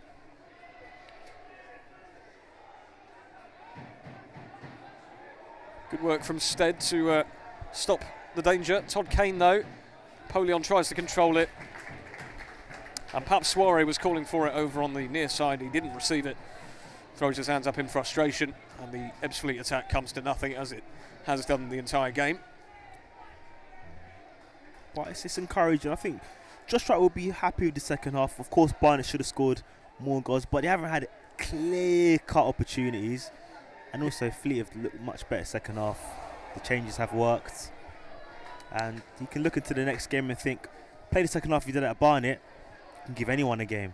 Long ball played over the top towards Polion. Hayes. Oh, Hayes has completely missed it. And Aluwo has pulled it back. And it's Polion who gets there. And it's Barnet 4, Ebbsfleet United 1. A horrendous error from Nick Hayes. I mean, Aluwo slid in trying to stop it. But Dominic Polion, who we've talked about being a danger, didn't give that one up. The long ball was played through. Hayes swiped at thin air. And that is so poor and cheap from the Bees. And Dean Brennan will be apoplectic with that. Yeah, he will be fuming. It's a really disappointing goal. It's just a long ball over the top. And Nick Hayes, he's got to deal with it, misses it completely. And fair play to Dominic Polion, he hasn't chased a lost cause. Here comes Kabamba though, looking for an instant reply on the Bees after that. Kabamba inside, it's knocked away. Shelton gets it back to Stead, but it doesn't actually fall to Stead. But yeah, just going back to the goal, I think Nick Hayes will be really disappointed. He should have got a cleaner contact on it, but fair play to Polion, he chased the lost cause. And, you know, he done well. Aluwo got back, but, you know, he faked it and then he put it in the back of the net. And we said that Polion is a threat. He's got that pace. He's a good finisher. And, you know, 4-1, it seems like weird to say this, but it's a good scoreline for Ebbsfleet. The scoreline flatters them. It should be about 8-0. And they've won the second half so far. Well, you called it, didn't you, Brian? Yeah. You said Josh Wright would be looking to draw or even win the second half. And as it stands, they are winning the second half. Yeah. They're not winning the game, obviously, which is most important. The most important thing. But this is something for Josh Wright to hang on to. Yeah. And the Bees, having been so clinical in the first half, have kind of been a bit of a disappointment in the second. Yeah. The intensity has dropped naturally, as you'd expect, being 4-0 up, but I think conceding will be even more of a big disappointment because it impacts the goal difference. It does indeed, yeah. When it didn't need to. And we were talking about 7-0. We were. At half-time, or even 8-1 was a record scoreline, and it doesn't look like that's going to happen for the rest of this game. But we shouldn't let that overshadow what a brilliant first-half performance it was from the Bees, but that is the annoying little sucker punch. It takes some of the sheen off the scoreline, which would have been highly deserved. But Nick Hayes, I'm afraid to say, was responsible for that moment of madness. Must have just taken his eye completely off the ball, and Polion was there to completely punish him. Kabamba stands on the ball but gets away with it, and here's Billy Clifford. Now Kanu over on the near side. And I think the Bees will really want to get this 5th goal now. Shelton finds Stead. Stead, surely! Excellent save down to his near side by Cousins. Here's Stead. Stead turns. Tries to feed Shelton, but Ebbsfleet get it away.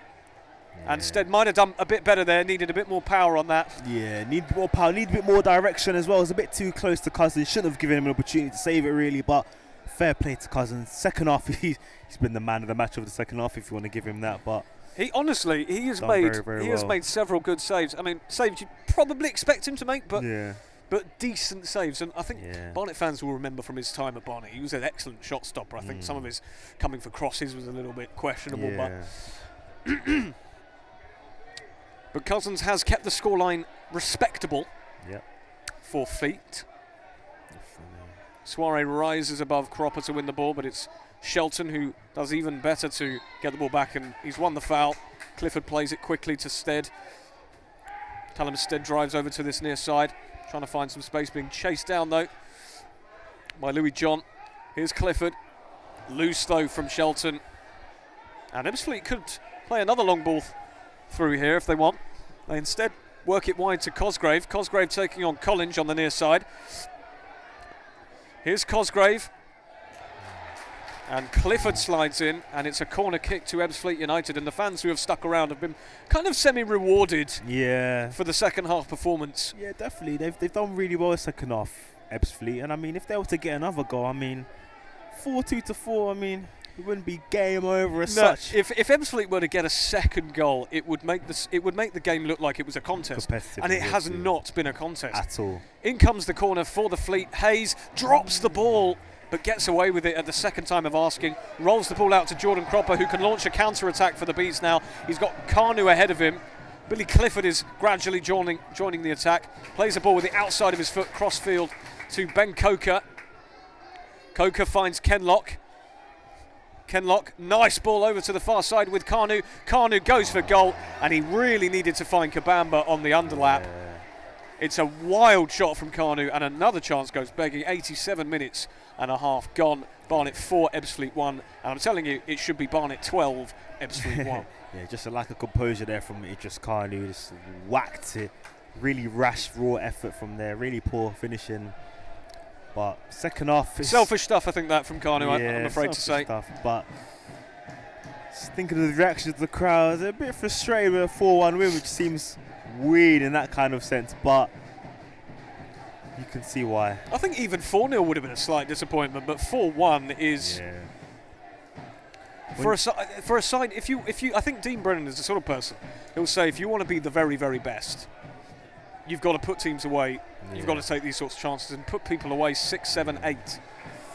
Yeah, to be fair, you could say that's a bit harsh. I mean, 4-0, I guess, is putting the team away. But I think second half-wise, to not get a goal, to let Ebbsfleet score a really cheap goal, that would be disappointing. But it's been a very good performance from the Barnet side. And the fans right now increasing their voice, saying they're top of the league. So there must be a goal somewhere. Yeah, Bees fans are singing top of the league, and I'm going to get my co-commentator Brian to have a look around the grounds and get some score updates. We will check. We will. Whoop, wrong button. Don't give a running commentary of you finding the results. Here come the Bees now inside their own half. Jordan Cropper over on the near side. Short ball back to Clifford. Has Cropper still on the right. Instead finds Kanu with a first-time ball over to Cropper. That's good play. Cropper taking on Soiree. Here is Cropper. Dinks one in. Doesn't beat the first man. Ebbsfleet hook it clear. Aluwo rescues it. And here's Miles Kenlock. Now Coker on the far side. Switches onto his right. Back onto his left now. Coker with a lofted delivery in. And it's fallen inside the area. Who will it fall to? It's just deflected wide. Collins it was with the final effort. And last ditch foot in there from Tom Dallison stopped it nestling in that bottom corner, and it should be 5-1. Yeah, College deserves the goal. Had a brilliant game. 2 assists. That would have been the icing on the cake to his performance. But can confirm it is still 1-0 to York City. So whether we got the chant wrong or well, this is how easily misinformation can spread, isn't it? Absolutely. I mean, unless of course that's not correct. In comes the corner from Clifford. It's a floated one in towards Shelton, who tried the first time volley.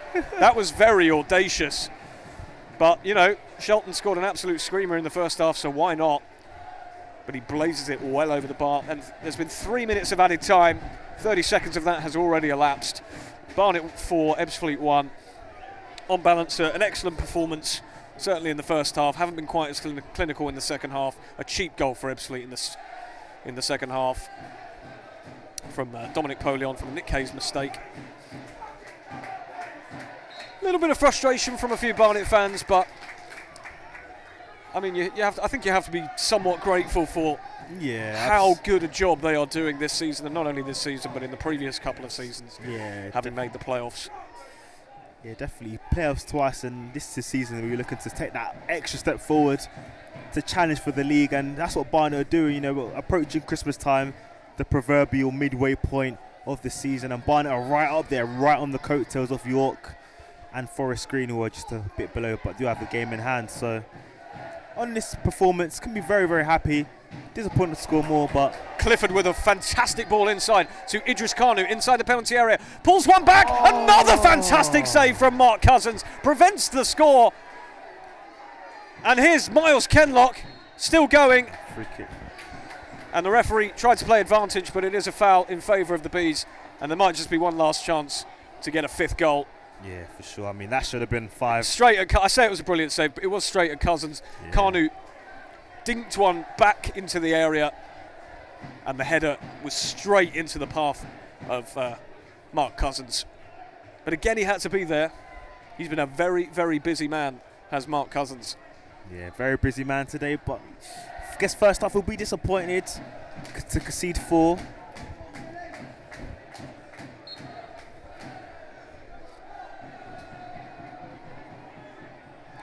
Last chance of the game, surely. Clifford to take. He does take. Not the worst effort in the world. Hits the stanchion and out for a goal kick as the seconds tick away with just 25 of them to go. Well, Tamworth did score the equaliser. Yeah. The chant was correct. The chant was correct. You were wrong, The I'm afraid. sites were just very, very slow to load up the scores. I think Google can be a little bit slow on that one. The score, Tamworth 1, York City 1, which is a fantastic result as it stands for the Bees, who have got the job done today, and Tamworth have done Barnet a favour as the referee blows the full-time whistle. All the action in truth came in the first half. The first goal from Nicky Kabamba, Danny Collins' perfect cross in, and Kabamba just guided it into the top corner. The second goal was just an utter screamer from Mark Shelton. Can't wait to see that one back on video. Number 3, who did that come from? Reece Brown, another Reece Brown. Brilliant goal. Of course, with the typical drop of the shoulder and just smashed it into the top corner. And number 4 was a brilliant team move, finishing with Tavares and Collins linking up. Collins pulling it back for Glover, who just guided it in. The Bees had umpteen more chances in the second half to score 8 or 9, but football just doesn't tend to work like that. Not at all. And it didn't happen, and instead what happened was Ebbsfleet got a goal back, a really, really cheap one. Nick Hayes won't want to see that one again. I don't think any of us want to see that one again. He just swiped at thin air, and Dominic Polion took advantage, but irrelevant in the grand scheme of things. Hopefully for Barnet, goal difference doesn't come into it, and they won't be ruining this one. But the chants from the Barnet fans are, we are top of the league. And that is because they are top of the league. Yep. Thanks to Tamworth equalising in the 90th minute. Full time. And it's full time in that game. So confirmation that Tamworth have drawn 1-1 with York City. That is excellent news for the Bees, who have got the job done today. professionally, and it could have been so much more. Yeah, absolutely. First half, Barnet were absolutely brilliant. They literally blew away Ebbsfleet. Every attack they looked like scoring, and 4 really, really good goals. First goal, good header from Nicky Kabamba. Second goal, fantastic strike from Mark Shelton. Third goal, Reece Brown, that's what he does. Drop of the shoulder, top corner. And the fourth goal, brilliant team goal. So 4 different goals, but 4 really good ones. And second half, they can be a bit disappointed. They did lose the second half, as we like to say, but overall a brilliant performance and a brilliant day. That time of equalisers, taking that shine back on this victory to show how important it Certainly is has. to win. Certainly So has. really, really good performance. So Barnet can be happy, and if Barnet can win next week, they'll be top on Christmas, which is always something you want to be. Absolutely. The Barnet fans applauding Dean Brennan, who embraces Reece Brown and points at his head as if to say he's the man, which he absolutely is. Despite not putting in the sharpest performance he's ever put in, he's still scored an excellent goal, and hopefully he's all right, and that was just a precautionary measure. He is embracing Ryan Glover as well, and the mood around the Barnet camp is ecstatic. Barnet are top of the National League, and the score has finished Barnet 4, Ebbsfleet United 1. Now, for those of you who wish to stick around, we'd love you to. We're just going to chat about the game for the next 10-15 minutes or so. We'd love you to join us. Get your questions in if you want. Get your thoughts in. We will certainly look to read them out if you have any thoughts on what you've heard or what you've seen. But let's start with the first goal of the game. Nicky Kabamba scoring that excellent header from Danny Collins's cross. And Danny Collins showing what he's all about. Yeah, Danny Collins showing he's got a great end product. Ball comes out, brilliant switch again from Anthony Hartigan. Spoke about his name so many times today, he's just a joy to watch. And Danny Collins puts a good delivery, and Nicky Kabamba, when he's in the box, always expect him to score, and that's what he done. That's why he's Barnet's top scorer, and he took his chance really, really well. So a great start, and that's what you need in these type of games. An early goal always settles the nerves, and from then Barnet just kicked on. The second goal, of course, came from Mark Shelton, and I don't think I've stopped going on about it all night. But it was an utter beaut of a goal. I mean, the audacity to take that on. Yeah, I mean, it falls to him nicely, and you see it all the time that players, ball falls to them nicely, they boot it over the bar, they miss kick it, but Mark Shelton got the absolutely perfect connection, and to be fair to Cousins, he had no chance saving that. That was right in the side netting, and just what a goal. And I can't, like yourself, I can't wait to watch that back again and again and again. 100%. Reece Brown was on the score sheet for number 3 just a few minutes later, and that came from, once again, what Reece Brown does. It was so similar, the way he dropped his shoulder against Woking, the way he dropped his shoulder against Dagenham, and he's done it again today. The man's a genius, really. Yeah, honestly, and that's why Dean Brennan's so happy to see him back. I remember a couple of weeks ago, Dean Brennan said he'll pay to watch players like Reece Brown, and to have him back in the squad. Most of the fans do pay. You know what I mean? Yeah. You know, I think he said he was going to put the prices up. Yeah, just for Reece Brown, he's a top quality player, and you know, when he's on the pitch, he's always capable of those magical moments, and that's what he did today. You know, drop of the shoulder and the finish. I mean, you talk about Shelton's finish. Reece Brown's finish was absolutely brilliant. Literally turns it and rifles it into the top corner. I don't know if you can get as accurate in the top corner as what Reece Brown did today. So a brilliant goal. He's in good form as well. Scored a few goals, like I said, against Dagenham and against Woking, and now again today. So it's good to see him back and playing his good football. Showing what a game-changing player he is, and he could be utterly crucial for Barnet as they look to achieve what they haven't achieved since 2015, which is winning the National League. Could it be a 10-year special? We're yet to see. Still a long way to go, around the halfway point of the season, with some massive games still to come. Now, number 4 also came in the first half. Danny Collins pulling it back for Ryan Glover. But what a team goal. Yeah, I mean, starts from Nick Tavares just marauding forward. We spoke about the defenders in Barnet. They just play like they're midfielders, really, driving forward. Brilliant 1-2 play between like Collins and Tavares, and Collins, his final balls was just brilliant today. A brilliant cut back in him. Ryan Glover at the back post, not resting on his laurels, coming in, tapping it in, easy finish. And it's interesting because Ryan Glover missed a big chance against, I think it was Oldham in that game where it come back to him. So it was good for him to finish that opportunity, and really, really good goal and brilliant first half from Barnet.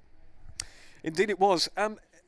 But I mean, they didn't score any goals in the second half, but that's not to say it was a poor performance in the second half, because I mean, I think maybe they were so clinical in the first half. Yeah. It was like the law of the universe balancing itself out in the second. Honestly, And every chance that they took was either saved by Cousins, it went way over the bar, was a wild shot. Yeah. But it could have and should have been so much more. But Yeah. instead, the Fleet got themselves a goal. Yeah, I mean, I can't even say it's against the run of play really, but the goal they scored, you're just disappointed as a Barnet. I mean, that's the only blemish on his performance is the goal to concede, and it wasn't like it was a goal of real quality or a goal where you hold your hands up and say fair play.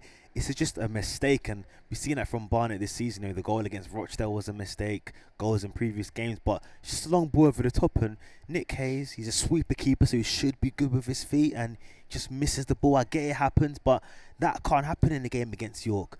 Misses the ball, and then to be fair to Dominic Polo, when he came on, he did look very threatening and got the ball. You know, Lubo, fair play, he got back, but he just shimmied it past him, and then he had an open goal and he tapped it in, and that makes the goal difference. One less goal, but hopefully towards the end of the season, that's not something we're looking back on and thinking, why did that goal go in? Yeah, I agree. And you mentioned Aluwo. He so nearly heroically stopped that from going in. He kind of slid in, did everything he could, used all his pace, which he has in abundance, to get back. He so nearly bailed Nick Hayes out. Yeah, he really did. But the thing is, we were here for Rochdale, and we saw Aluwo make a similar clanger as he dumped kind of Nick Hayes in it, sold him short, and Ian Henderson was there to punish him. Absolutely. So you saw Aluwo and Nick Hayes share a little high five just to sort of go, you know, we're even now. Yeah, we're even now. So yeah, absolutely. So a disappointing moment for Nick Hayes, who. And it's funny because I said on comms throughout the whole game, I'm sure I said 2 or 3 times, he's had nothing to do. Yeah. He was in the Hive bar having a cup of tea, and the one moment he really needed to kind of do his job and just sweep up, unfortunately, he's let the side down. Yeah, and that's football. A moment can change a game. And the good thing is that it happened at 4-0 up. That's the moment when you want mistakes to happen. If that had happened at 0-0, and Barnet go a goal down, God knows what could have happened. I'd still expect Barnet to win, but you don't want to give the team goals that cheaply and that easy. So Nick Hayes, you just got to look back on it and say mistakes can't happen. Even if you're 4-0 up, keep the professionalism, keep winning, keep focus 100%, and going forward, that's what Barnet will have to have. But yeah, disappointing to concede, but overall, we can't let that negate what a brilliant performance this was from Barnet today. Just touching a little bit more, is it a concern? I say concern, and I use that word very lightly because Barnet are now top of the league. Yep. But is it a concern how many chances they had in that second half to put the game away? I mean, you could look at it both ways. You could look at it as if Barnet is still creating opportunities for themselves, and you've got to create the opportunities to miss them. But I do agree with you. I mean, you do want to be scoring more goals, being more clinical. But I mean, in the first half, they were very clinical. Do you know what I mean? And to score 4 goals in any game, you had to show a level of attacking prowess, which Barnet did show today. It should have been more goals, but I would take the confidence that chances could be created in Barnet's team. And they got all their players fit. Barnet will always be in the game because they create chances. But it's all about moments. If that's 0-0 and you're playing York and it's the last minute, you miss those chances, and then York go the other end and score, that can come back to bite you. So it just depends when Barnet miss those chances, really and truly. Indeed it does. Were there any standout players for you? Do you have a man of the match nomination? I mean, I thought the whole team was really, really good today. Everyone was brilliant. But I think Anthony Hartigan and Mark Shelton's passing was just so good to watch. And to have that at this level, National League, I mean, they could play higher up in the EFL. So I thought they were really good today. But Danny Collins getting 2 assists from right wing back, I mean, that's really, really good. I'll probably give it to Collins for his contributions within the first half. But Hartigan and Shelton, that midfield duo is just so good. And that's probably one of the best passing clinics I've seen in a long time. So I'll go with Collins, but big shouts to the whole team, but also to Hartigan and Shelton. I think that is a very reasonable assessment. Yeah.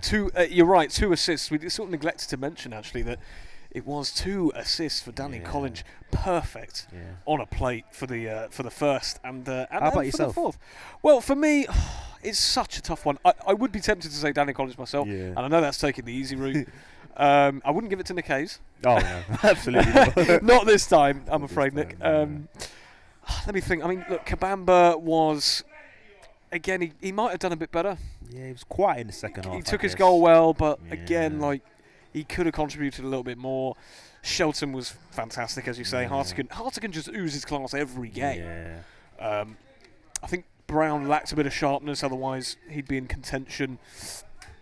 I'm going to have to say officially Danny Collins. Yeah, definitely. But as a close second, I would say Mark Shelton. Yeah, the goal, I mean, that just Yeah. nothing to say more. Brilliant goal. Yeah. Obviously, Barnet are top of the league now. Top of the league. And next, Barnet face Halifax Town. Why don't we have a little look around the grounds and do a quick roundup of the scores? We will. So I can say that it has finished AFC File 2, Eastleigh 2, Aldershot 3, Halifax 4. Wow. Wow, what a game that sounds, eh? Yeah, Halifax scored a goal in the 84th and 89th minutes. So. Yep. So Halifax could be a dangerous one next week. Alty beating Sutton by a goal to nil. Obviously, the Bees 4-1 victors today. Dagenham and Redbridge getting past Rochdale by a goal to nil. Gateshead beating lowly Woking by 4 goals to nil. Maidenhead holding Solihull Moors 1-1. Maidenhead had a player sent off there. Oldham, unfortunately for Barnet, have beaten Wealdstone with an 80th minute goal from Mike Fondop. Southend United and Hartlepool have drawn 0-0. Tamworth obviously getting that crucial equalising goal late on against York City. Huge goal with huge ramifications at the top of the table, and it means that the Bees sit 2 points above the Northerners. We speak a lot about the National League, how just things can change, and with York, it's had a couple times. I mean, a couple weeks ago they lost 3-0 at Altrincham, and Altrincham are having a really good season. They're in the playoff spots at the moment, so it just goes to show you that each game is so vital to win.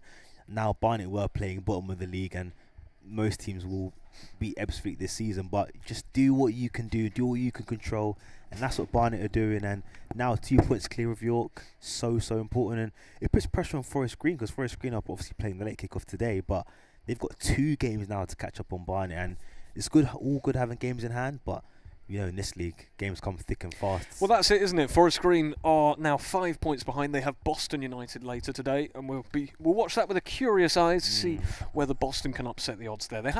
Boston United actually did beat York City away, and they came here and they scored first against the Bees. It took a really strong performance from the Bees to actually overcome that 1-0 deficit. Boston are no slouches. That's all. So fingers crossed for a bit of an upset there. Yeah, definitely. You just never know what can happen. It would be very convenient for the Bees. But anyway, any final comments before we sign off on our broadcast today? Final comments is that thank you all for watching.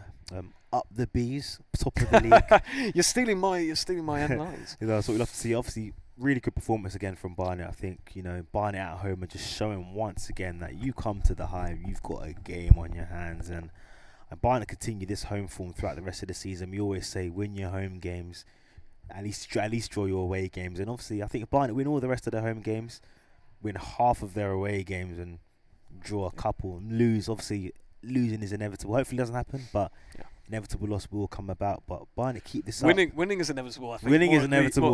Winning is inevitable. So the stat here is 11 games played at home, 31 points gained at home. And obviously, it would be 100% other than that Oldham 0-0 draw, which I just can't get over the fact we should have won that. Yeah, Oldham. Couple of sitters missed there. Yeah, Hobson and Glover. Hobson and Glover, yeah. Which was 2 big chances. But Oldham are a tough side, and to be fair, Oldham did come defend really, really well for most of the game. But like you were talking about earlier, about scoring chances, it just depends when you miss them. Because today it didn't cost Barnet, but against Oldham it did. So it's all about taking those chances. And Oldham, they've got 2 games in hand. Yeah, Oldham, you can't write them off really. I mean, they've got 2 games, as you say, 40 points, a couple of points behind Forest Green. They'll be probably in and around it. But anyway, that's pretty much it from us. I mean, there's not a great deal else to discuss other than the fact that the Bees sit top of the league, and that will send all of us and hopefully you listening home very happy. Oh, well, you probably are home already, so we're certainly not. Many thanks to everyone for tuning in, whether it be on YouTube or DAZN. And we'll be back next week for Bees against Halifax. Maybe we'll see Harry Pritchard for that one. Maybe we won't. Hopefully we will. It was nice of him to chime in on the YouTube comments. Yeah, absolutely. But anyway, have a lovely rest of the weekend. To all Bees fans, up the Bees, top of the league. Yeah, good evening. Good night.